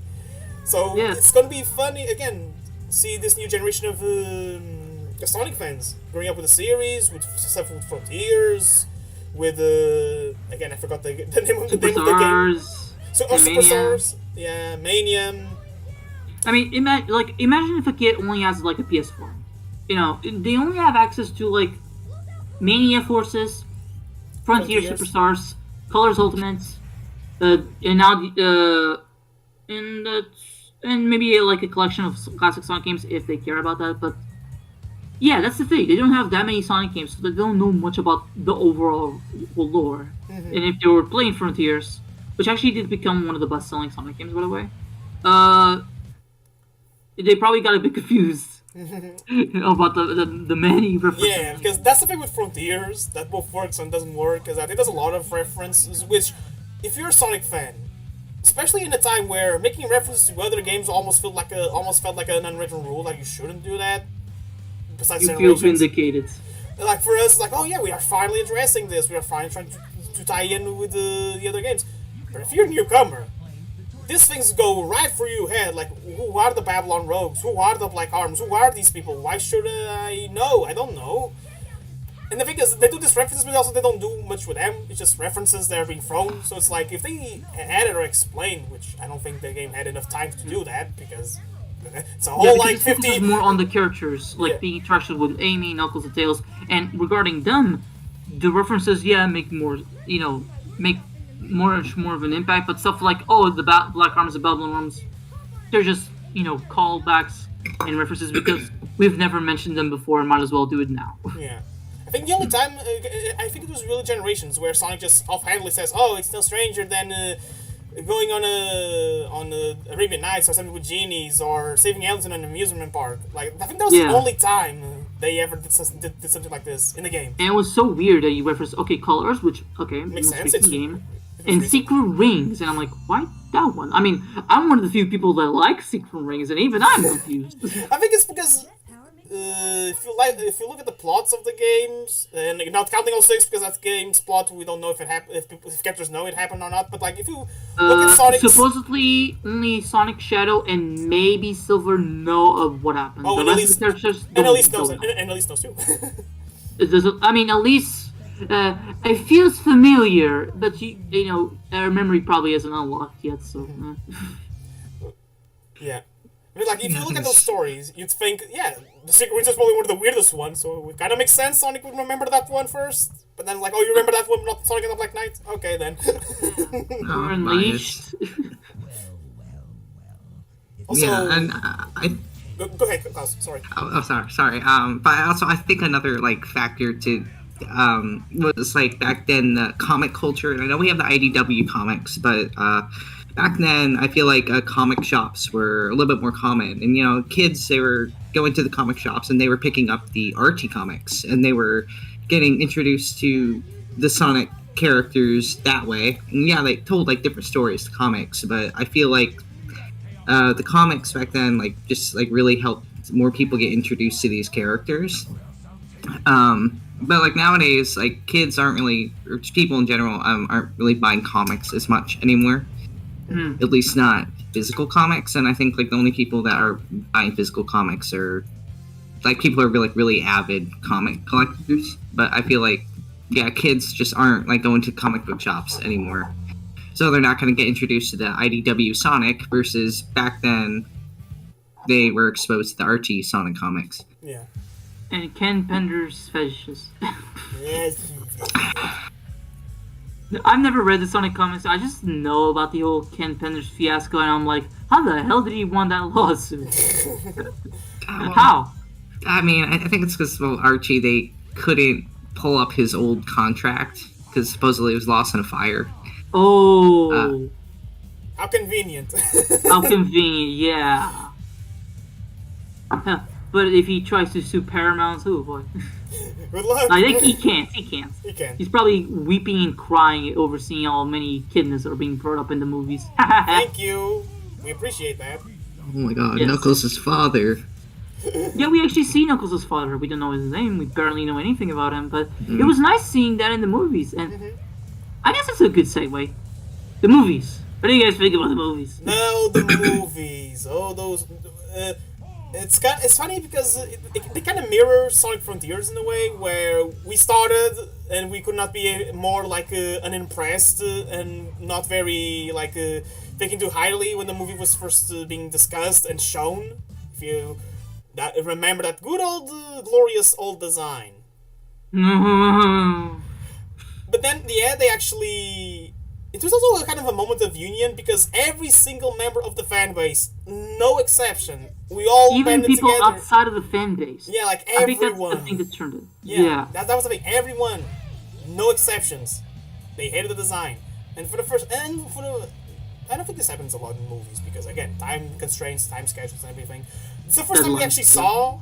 The deadlines, yeah. A movie being delayed to change a design. And a design that was much better, by the way. Thank you, Tyson Has. Yeah. Of course, I heard that a lot of people were laid off afterwards, but I'm not sure if that was just coincidental or if it was ever connected. But I don't know. I would have to research before making. And it was one of the studios. It wasn't like the whole animation crew and stuff like that. I think the hope they got better. They were able to find other jobs. Oh, it's just a Stone Town was predicted. Sorry, I was commenting on the game. But about the movies. So, it's funny because I saw the movie right before You Know Who happened in 2020. I think that's the last movie a lot of us saw. Yeah, in the theaters. It's kind of weird to think about it, but as a whole, I think the movie it's fine. The first movie, it's very fun. It's fun. It's very standard kids movie. There's nothing groundbreaking about it. I like the effects. I think Sonic's characterization is definitely a different one. It's definitely a younger Sonic, but it makes sense. What I like is he's proactive. That's the thing. Like we said, like in the Meta era, mostly in Boom, Sonic was more like laid back and didn't do a lot. This one, I like he's active. He's doing things. He's expressive. He's expressive. He also has emotions, and it's nice to see his arc. The human characters were fine. Because in these types of movies where it's like a live-action animated hybrid, like sometimes the humans' characters get in the way, or they are distracting, or they're not fun. In Sonic's case, they were fine. They were fun enough, they had enough things going on, but they didn't overshadow from Sonic's main plot. Dr. Robotnik was hilarious. I love him in Agent Stone. So I think the first movie was fine. Good. And I do like. I will say this right now. I do like Don Wachowski, James Marsden's character. I think he's fine and a good role model for Sonic's character. Yeah, you can see why he would have grew attached to him. Like why would Sonic grew attached to him. How about you, Klaus? What do you think of the first movie? Yeah. Well, I think the second movie's better, of course, but the first movie was it made me feel so happy and like warm, and it was like. I couldn't believe that we finally got live-action Sonic, and I'm so glad that they fixed that horrid design. And I never understood the original justification for it, because they were trying to make a more realistic Sonic. But, like, Sonic as a cartoon character / alien, he is not supposed to be realistic. He's not supposed to conform by Earth standards. So, but yeah, no, I mean, I can't complain. It was a fun movie. Like, the human characters, they were fine. They didn't get in the way. I felt like we focused on Sonic enough, especially in the second film. It was, Tails, Knuckles, they got a lot of action. That was great. My favorite human character, though, was Agent Stone, and I totally ship him and Robotnik. I ship him too. I shipped him too. You do. Do you want the last time? Yeah, of course, I like the way you make them. I also love how much the actor who plays Agent Stone, Lee Majab, I think that's pronounced it, is totally also ships him. Yeah, like he's totally on board. From what I've seen from his tweets, like he's very cheerful. Always tries to. He seems like a nice guy. I'm glad he's enjoying the role, and I hope we see more of Stone. He's definitely a cool character. It's also cool that Jim Carrey is actually coming back in Sonic Movie 3, so that's nice. Yeah, and from what we hear, like he rarely does sequels. Like, yes, after the second Adventure movie, he's a man that is known for not making sequels. Yeah, like he was named the Son of the Mask too. So yeah, at very least, we can expect Sonic 3 to be a good time. And I agree with Klaus. Sonic 2 is definitely better. Sonic 2. if Sonic 1 was like an introduction or like the first step, Sonic 2 definitely felt, okay, let's bring more elements from the games. They give their own spin. We have a race of owls that we never see in the games, but and they did something that I actually appreciate. Like, they combined the Chaos Emeralds and the Master Emerald into just one MacGuffin, which, yeah, it doesn't go, it's different from the regular Sonic lore, but I did not mind for a movie, again, especially with new people going into. Makes things easier to digest, and makes things easier to keep track of. Yes. But I love Knuckles. It's funny because Knuckles' characterization, you, Rhino, especially should know because you're a big Knuckles fan, as you've said. Like, it was all over the place in the 2000s. Like, they still tried to make him a tough guy, but also make him very dumb. And then we have Sonic Boom Knuckles, which I think he's hilarious. But, because 2010s, it was definitely a shift for his character where they were really playing him into the dumb part. Yeah. Sonic Lost World made me feel like, I could take them down, no problem. And it was like, that's not you. What? I mean, he could brag, but at least we've seen him do. For example, it's Sonic Heroes. When he finished the game, says, "Oh, come on, don't tell me you weren't scared. If it weren't for us, you would have had a chance." But like here, makes sense. He's being cocky. We just spent the whole game with him, and yes, we will not be able to go, arrive here without him. In Sonic Lost World, we just see him brag, and then we see him get carried away by the fleekies. That's not impressive. That's just sad. That's pathetic. Yeah. But yeah, movie Knuckles did so much good to the franchise. So much so that I think after the movie version of Knuckles, that's where Knuckles in the mainline games started getting a bit of a renaissance in a way. Like we saw, like we mentioned, the 2D animated short for Sonic Frontiers, Sonic Frontiers' whole Knuckles characterization. Characterization of every character has been going for a renaissance. Yeah, like thanks to Sonic Frontiers and the murder of Sonic the Hedgehog, IDW Comics. I mean, they pick up the slack between the pause between Forces and Frontiers. The IDW Comics pick up the slack. They're not perfect by any means. Looking at you, Shadow, but they definitely pick up the slack when it comes to characterization. And now it's thanks to the movie, we have a good version of Knuckles. And I so hope we have a good version of Shadow. I think we will, and I hope we will. We just have to wait and see, though. Yeah, because his backstory is dark, you know? We don't even know if the movie will actually be rated PG. They could definitely make it PG, but there's a possibility that they could make it PG-13. And if that happens, oh boy, I am so in for it. Because I'm not one to force age ratings, but if it gets a PG-13, that means that they're going all in. To give a bit of context to everyone listening, the FNAF movie was PG-13. Yeah, the FNAF movie, I mean, they could have gone the extra step and make it R. And this comes from someone who has not watched the movie, by the way, because I'm not a FNAF fan. Meanwhile, me and Klaus, hey, Klaus, let's turn this on the commentary on the FNAF commentary. What do you say? The Springlock incident was just chef's kiss. I just wish that there was like gallons and gallons of hyper realistic blood. Gallons of blood. Let's make it like a creepypasta. Hyper realistic blood. FNAF movie was a good movie for FNAF fans. That's the takeaway from here, ladies and gentlemen. If you're a FNAF fan and you haven't watched the movie, well, here's two FNAF fans say you should watch the movie. And he's an ambivalent FNAF. Hey, it doesn't count. It doesn't count. Ignore him. Yeah, I'm not a FNAF. I don't care about the series. Glad you guys liked it though. I'm happy for y'all. I guess my take on the movie is like I really enjoyed the first movie. I kind of had a similar journey to you guys. Like the first time I was horrid, then I got happy that the design was changed, and then when I saw the movie, I was like, it's cliche in a few areas, but it's actually fun to watch.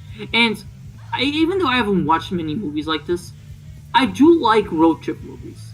The Wizards, Pee-wee's Big Adventure, something like the Muppet movie, the first Muppet movie. That's a road trip movie, and I really enjoy it. So I like road trip movies. And while Sonic Movie 1 is not too big on the road trip aspect, looking back in retrospect, I really like that about the first movie. And the second movie, yeah, way better because, oh my god, it's actually pretty good. I mean, there is that wedding scene that happens, and it's a bit of a pace killer, but I thought it was fun. You know, and you can definitely understand that there's a lot of audiences that, casual audiences that actually really enjoy that scene, which was nice. For us, I think it was a bit too long, but still fun, I guess. I had fun. I didn't mind it too much, but I could definitely see, it definitely felt long. It's funny, I think it felt longer the first time. When I watched the second time, it didn't felt as long, if that makes sense. Yeah. No, that makes sense. That makes sense. Kind of like how we were talking about the Back to the Future movie. We watched the Back to the Future movie recently, and I thought that sequence where Marty was disappearing was actually longer than it actually was. Mm-hmm. And then the sequence at the end of the movie where they're going back in time is actually longer than I thought it was going to be. And it feels very tense, even though you still know what's going to happen. Like, spoiler alert, if you haven't seen the Back to the Future, you should. They're good movies. A movie that's almost 40 years old. I know, but you can never be too sure. Spoiler alert for Back to the Future. Marty McFly goes back to the future. Oh, who would have thought? Hey, Knuckles, what's up? Again. Oh, hate the delivery of that line. Like it's this kid is just trying to be cool and hip, and he's like, "You're getting there, buddy." Child abuse. Oh.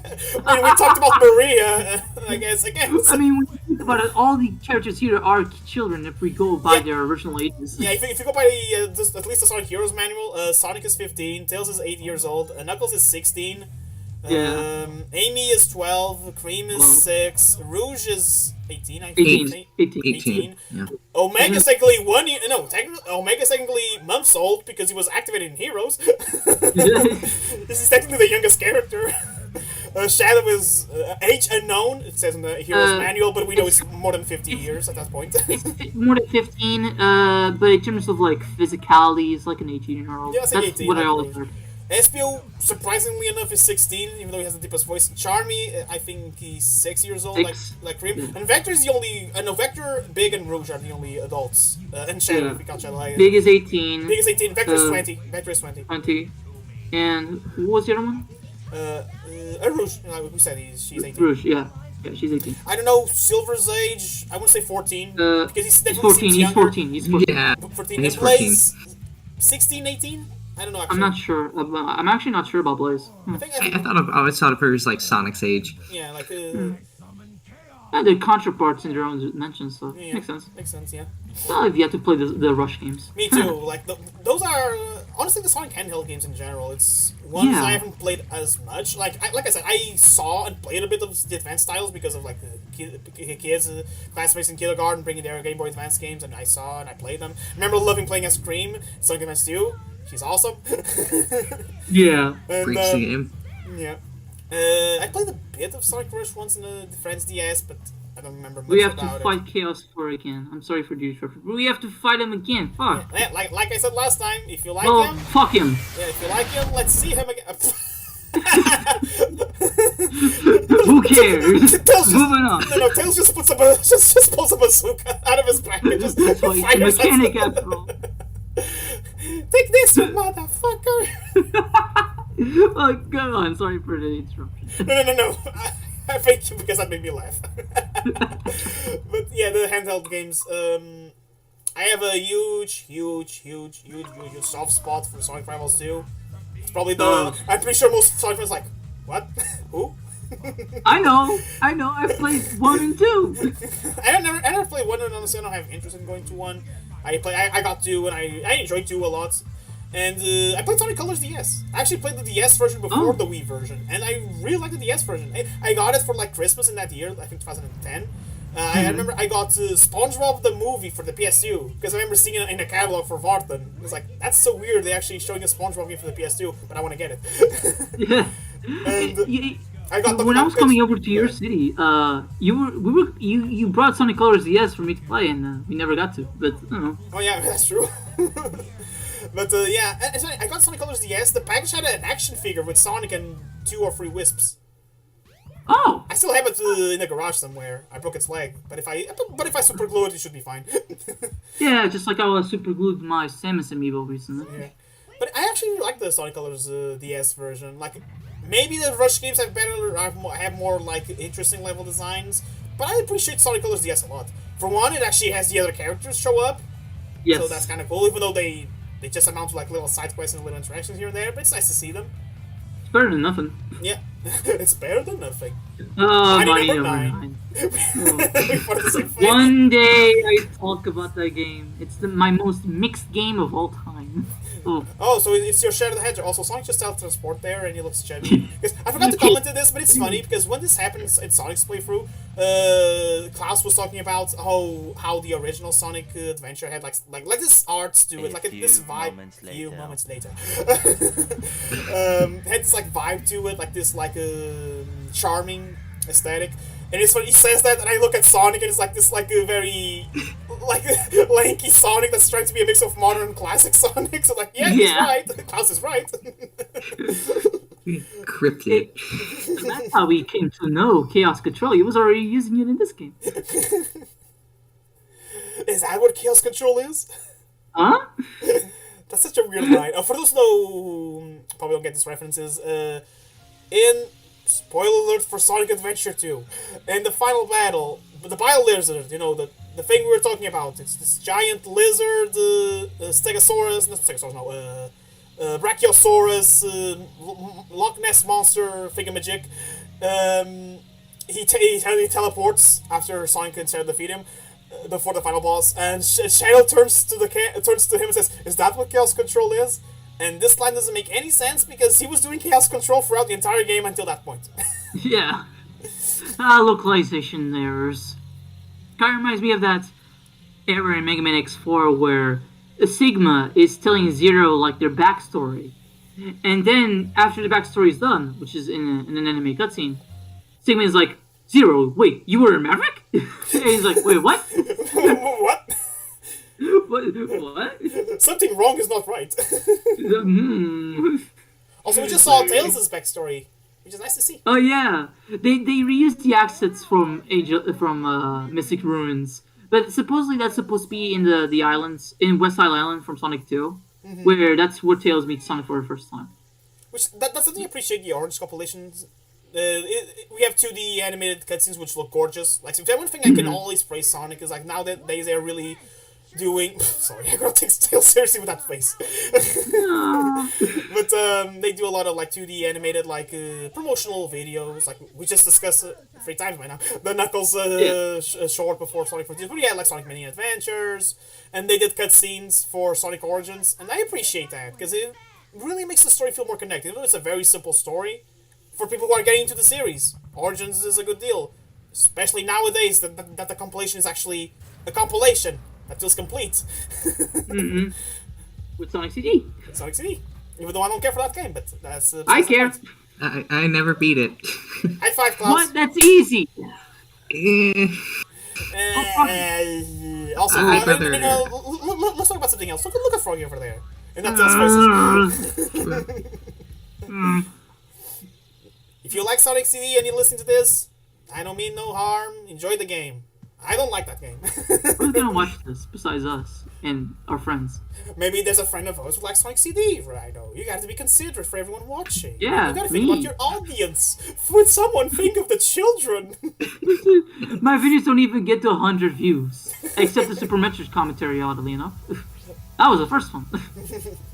Probably because Rhino Dino is actually uploading videos. Wow, let me watch this. And it's like, it's over 2 hours long. You know what would be funny? If YouTube ever developed a system like Instagram has, where it's like, if someone puts the Insta story after God knows how long, Insta will actually send a notification to everyone, oh, this person actually sends a story after so long. Yeah, because for people who don't know, my YouTube channel, before I started doing the commentaries and that PDI video I did, it was basically... I had a lot of plans for my YouTube channel when I was young, when I was in 2014. But I ended up not doing anything because my old computer crashed and completely died. And that demotivated me a bit, because I wanted to do like Let's Plays and stuff like that, but I never got around to that. And eventually I just uploaded some Smash replays. But then with this commentary idea I got, which was just because I was procrastinating on the PDI video, I decided, let's continue doing this. And then I had this edit idea for the Mega Man 2 commentary, which I'm glad you guys enjoyed that. I decided to keep going because it's a good way for me to like showcase games that I really like and just talk about them. and especially introducing people to games that maybe you haven't really heard of, like Nights into Dreams or Mario Artist Paints Hero or Sin and Punishment or God knows whatever I'm gonna bring up next, like Burning Rangers. What's the name of the game you did? The fighting game that's completely weird. Dong Dong Never Die. Yeah, I never heard that game until you talked about it. Yup. The greatest game of all time. The fighting game of all time. Also, Klaus, to go back to you were talking about the glitch. Isn't it in this section then? Yeah, it was in this section. Okay. With Tails? Yeah. Like I stopped playing the game here, and then when I reloaded, I couldn't get out. So. Did you find this item beforehand, like this thing he's wearing? Yeah, I found the item. Oh, but you couldn't get this cutscene to trigger. Yeah, I couldn't get the cutscene to trigger. Hey. So I was just completely screwed.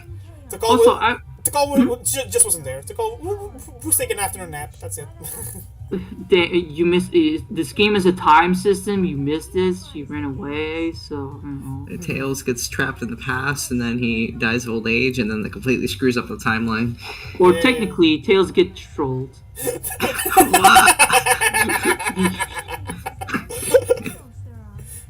But I've always heard conflicting reports like, oh, you need the upgrade to continue, or oh, this upgrade is the only one in the game that's actually missable permanently because you can't go back to this area. And I'm like, which is it? Can you actually permanently miss this upgrade or not? I always go for the upgrade because it's a good upgrade to have. But I never got sure about it. Also, can I just say that he was in the desert, he went to the past, and now he got teleported back here with Froggy. What was Froggy doing? Also, big jump scare. What? Yikes! That or as he says in the Japanese version, Wah! Wah! Also, yeah, big without any type of like a different expression in his eyes. He looks kind of creepy. Yeah, he got because them he never animatronic blinks. eyes. Yeah. He never Five Nights at blinks. Fix. Oh, Froggy, Froggy, I'm gonna find Froggy. Actually, he would fit like I remember telling this to Klaus. Okay, so we got Murder of Sonic the Hedgehog, right? Yeah. Imagine 5 Nights at Eggman's, and it's like you're Orbit and Cubot just taking care of like one of the Eggman secret bases, but some badniks have gone haywire, and so it's like old versions of Sonic game of like a Mecha Sonic maybe. Like we saw like to go back way a few minutes ago when we saw those Metal Sonic cameos. Yes, I pay attention to them, and they were cool. Yeah, I was zooming in. I was like, I wonder who those guys are. And like imagine like it's pretty much okay. We have to prevent them from reaching where Orbot and Cubot are, and it's pretty much a FNAF game. Sometimes there's so many characters that like in this fucking franchise that you can make so many spin-offs out of. Yeah. And then because I actually really like this character, Sage would appear and she would be like Golden Freddy and have like some specific Easter egg jump scares. Ah! Gotta protect Daddy! I think I want to see. Speaking of Sage, and to bring a topic up because I don't remember where I saw this exactly, but I think it was in the recent Twitter takeover where they do those Q&As. Mm-hmm. I think it was said that Eggman sees Sage as an actual daughter, while he sees Metal Sonic as his biggest creation. Like Metal Sonic is still a creation at the end of the day. Like, oh, he's my finest invention, my finest creation. But Sage is my daughter, and I'm not sure if we'll ever see, but I want to see that relationship explored. I want to see Sage and Metal Sonic interact because they have a lot of potential there. Well, we saw them in Murder of Sonic the Hedgehog. I like that that's official. When I saw that on Twitter, I thought it was fan-made. Nope, it's official. It's official. Let's go, Dad. And it was, I think someone said, like, the idea is, like, Sage was one that had the idea. Metal Sonic just went with it. One eternity later. We're skipping that again. Avoid redundancies, you know. Because redundancy is redundant. Also, I love that even in Tails' story, in his own perspective, he's like, yeah, I forgot to put the landing gear. I'm a dumbass. At least he's honest. He admits his mistake. He could have said, oh, Sonic just dove here and he crashed, but meanwhile I landed perfectly. What I find funny is that in every other story, like, Eggman is like, if it isn't Sonic. But only in this story is like, Sonic and Tails. And it's like, every other story, they forget about Tails. Poor bastard. Yeah, it's something I appreciate this game does. Like, its story, it's a different perspective on the characters, and so that's why there's a bit of inconsistencies with the dialogue. But it makes sense. It's how each character perceived the event. I will say that it is more of a thing in the English dub, because in the Japanese dub, these alternate things are barely there. They're seldom used. While in this one, like the Eggman sounding more menacing in Tales' story, that is something that is in the English dub. It's not in the Japanese dub because the lines are the exact same. Creative liberties or just inconsistencies in the localizing the game? I'd say reusage of takes. Okay. Like, they had multiple takes of the character, and it's like, why not we spruce them up because it's different stories? Okay. Like, or they were running out of time. I was like, oh, we can't decide which take is the best. Fuck, I just use all of them. I mean, I think this game's English dub was like recorded in like 1 or 2 weeks. A very short amount of time. That's short amount of time for the amount of dialogue this game has. Yeah, so yeah, that's why the voice acting sounds a bit kooky. Because the VAs that return to voice in Sonic Adventure 2 and Sonic Heroes and Sonic Battle. Except Tails. Except Tails. Again, the one I'm talking about more so the ones that return. They do get better. I think Ryan Andromeda Sonic in Adventure 2 and Heroes he sounded much better. Knuckles got a new VA, and I no offense to the one no offense to the one in this game, but the Adventure 2 when Heroes one sounded much better. Tails is the opposite. I oddly enough Tails. I actually prefer his Adventure 2's voice. I prefer his Adventure 1 actually. I think his Adventure 2 sounds a bit too robotic. Not robotic. It's hard to explain. It doesn't sound as emotive as it probably should, in my opinion. Isn't like Tails' Sonic Adventure 2 voice actor like the brother of his actor in 1? Yeah. Yes, it is. That's pretty just cool. the younger brother. A fun fact, in the Sonic Heroes, Espio's voice actor is the father of Charmy's voice actress and Tails' voice actor. Oh, wow. Family! The family business voice acting. So it's the technique passed down through generations. Yep, and it's so funny because Espio is Charmy's father. Yes, because Charmy has 2 fathers. A crocodile and a chameleon. I'm not a stepdad. I'm the dad that stepped up. Oh. Yeah, I like when I hear those kinds of lines. I still remember this one actually. Why is everything I try to talk goes back to FNAF? But there's a FNAF fan-made comic. I think I showed it to Klaus called Springling. So it's about Springtrap. Yeah, Springling. Springling. It's like he's the best character in FNAF, as you can probably tell.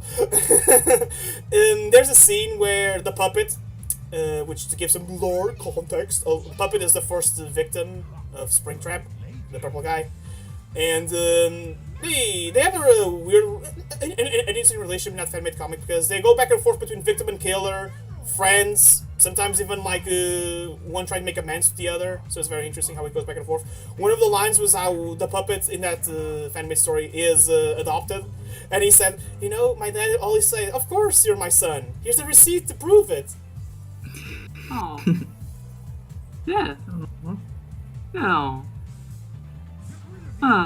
Well. Oh, look. Gamma is fighting Tails this time. Gamma, best character in this game. Best character, okay.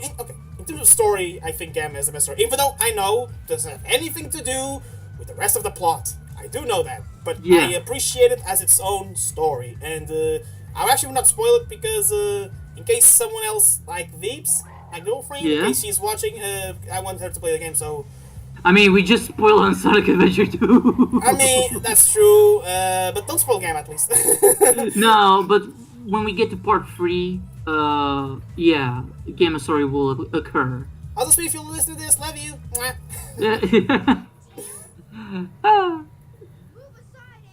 Get out of the way! So because, okay, this scene, in Sonic's story, Sonic kicked Gamma's ass. In Gamma's story, Gamma kicked Sonic's ass. In Tails' story, Tails just is the one who fought Gamma. Okay. Tails' story is pretty much just fan fiction when you think about it. It's like I'm inserting myself into this. Because that's the thing, like, because we have Gamma's point of view and Sonic's point of view, we know canonically they were the ones who fought. So we just hear Sails, oh, but I was actually the one who fought Gamma. And no, it's like that meme where Sonic, instead of dragging your grandma, is dragging Tails like, sure thing, Tails, sure thing, buddy.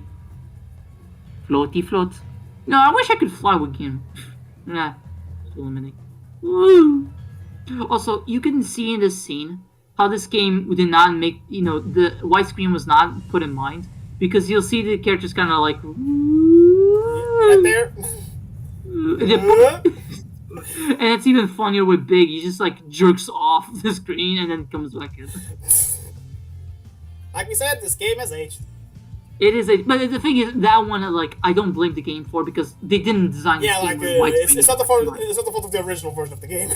Yeah, no, they didn't design it with widescreen in mind. Yeah. I mean, when they ported over initially to Steam without minimal mods, this game was not in widescreen. They did not put it in widescreen, which is disappointing because a lot of HD remasters were putting stuff in widescreen, but I get it.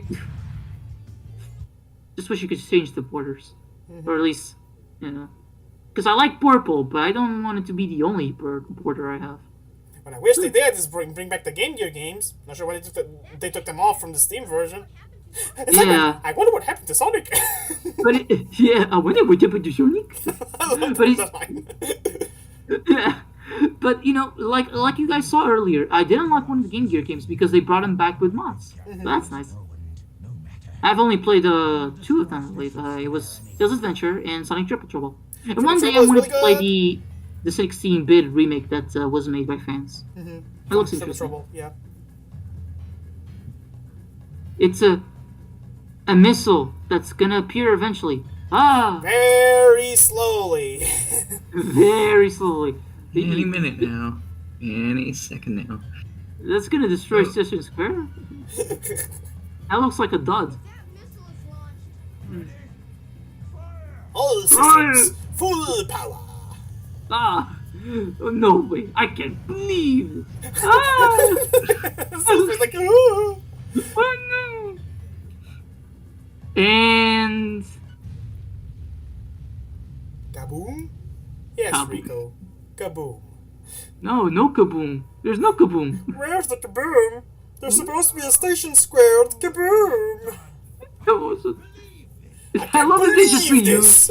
I love that they just reuse our lines. Like, I can't believe this. Also, this piece of music, you only hear it here throughout the entire fucking game. I don't know why, but sure. Now saving. Here's Hales. Ooh. I see it. And now it's all within my reach, and the possibilities. Hey, if I said that I love Unleashed. When he said he loved Unleashed, he really loves Unleashed. I'm so sad that my PS3 doesn't work anymore. But no matter, I will get a new one. Yeah, that's really sad. I remember when my GameCube died. It was one of the most depressing moments of my life. Oh. It also happened, a similar thing happened to Some Call Me Johnny, actually, Yeah. I believe. I hope my PS2 doesn't die. My precious baby. You gotta be careful about it. And when something wrong happens with it, hit me up. Because it might be a difference between it not reading discs or it just not fully working. And maybe I could help you with that, Because I fixed my Sega Saturn. When I got my Sega Saturn in Japan, it was not reading discs, but it was still working no problem. So what we had to do was to replace the disc reader, the laser, with a new one, and then that got working.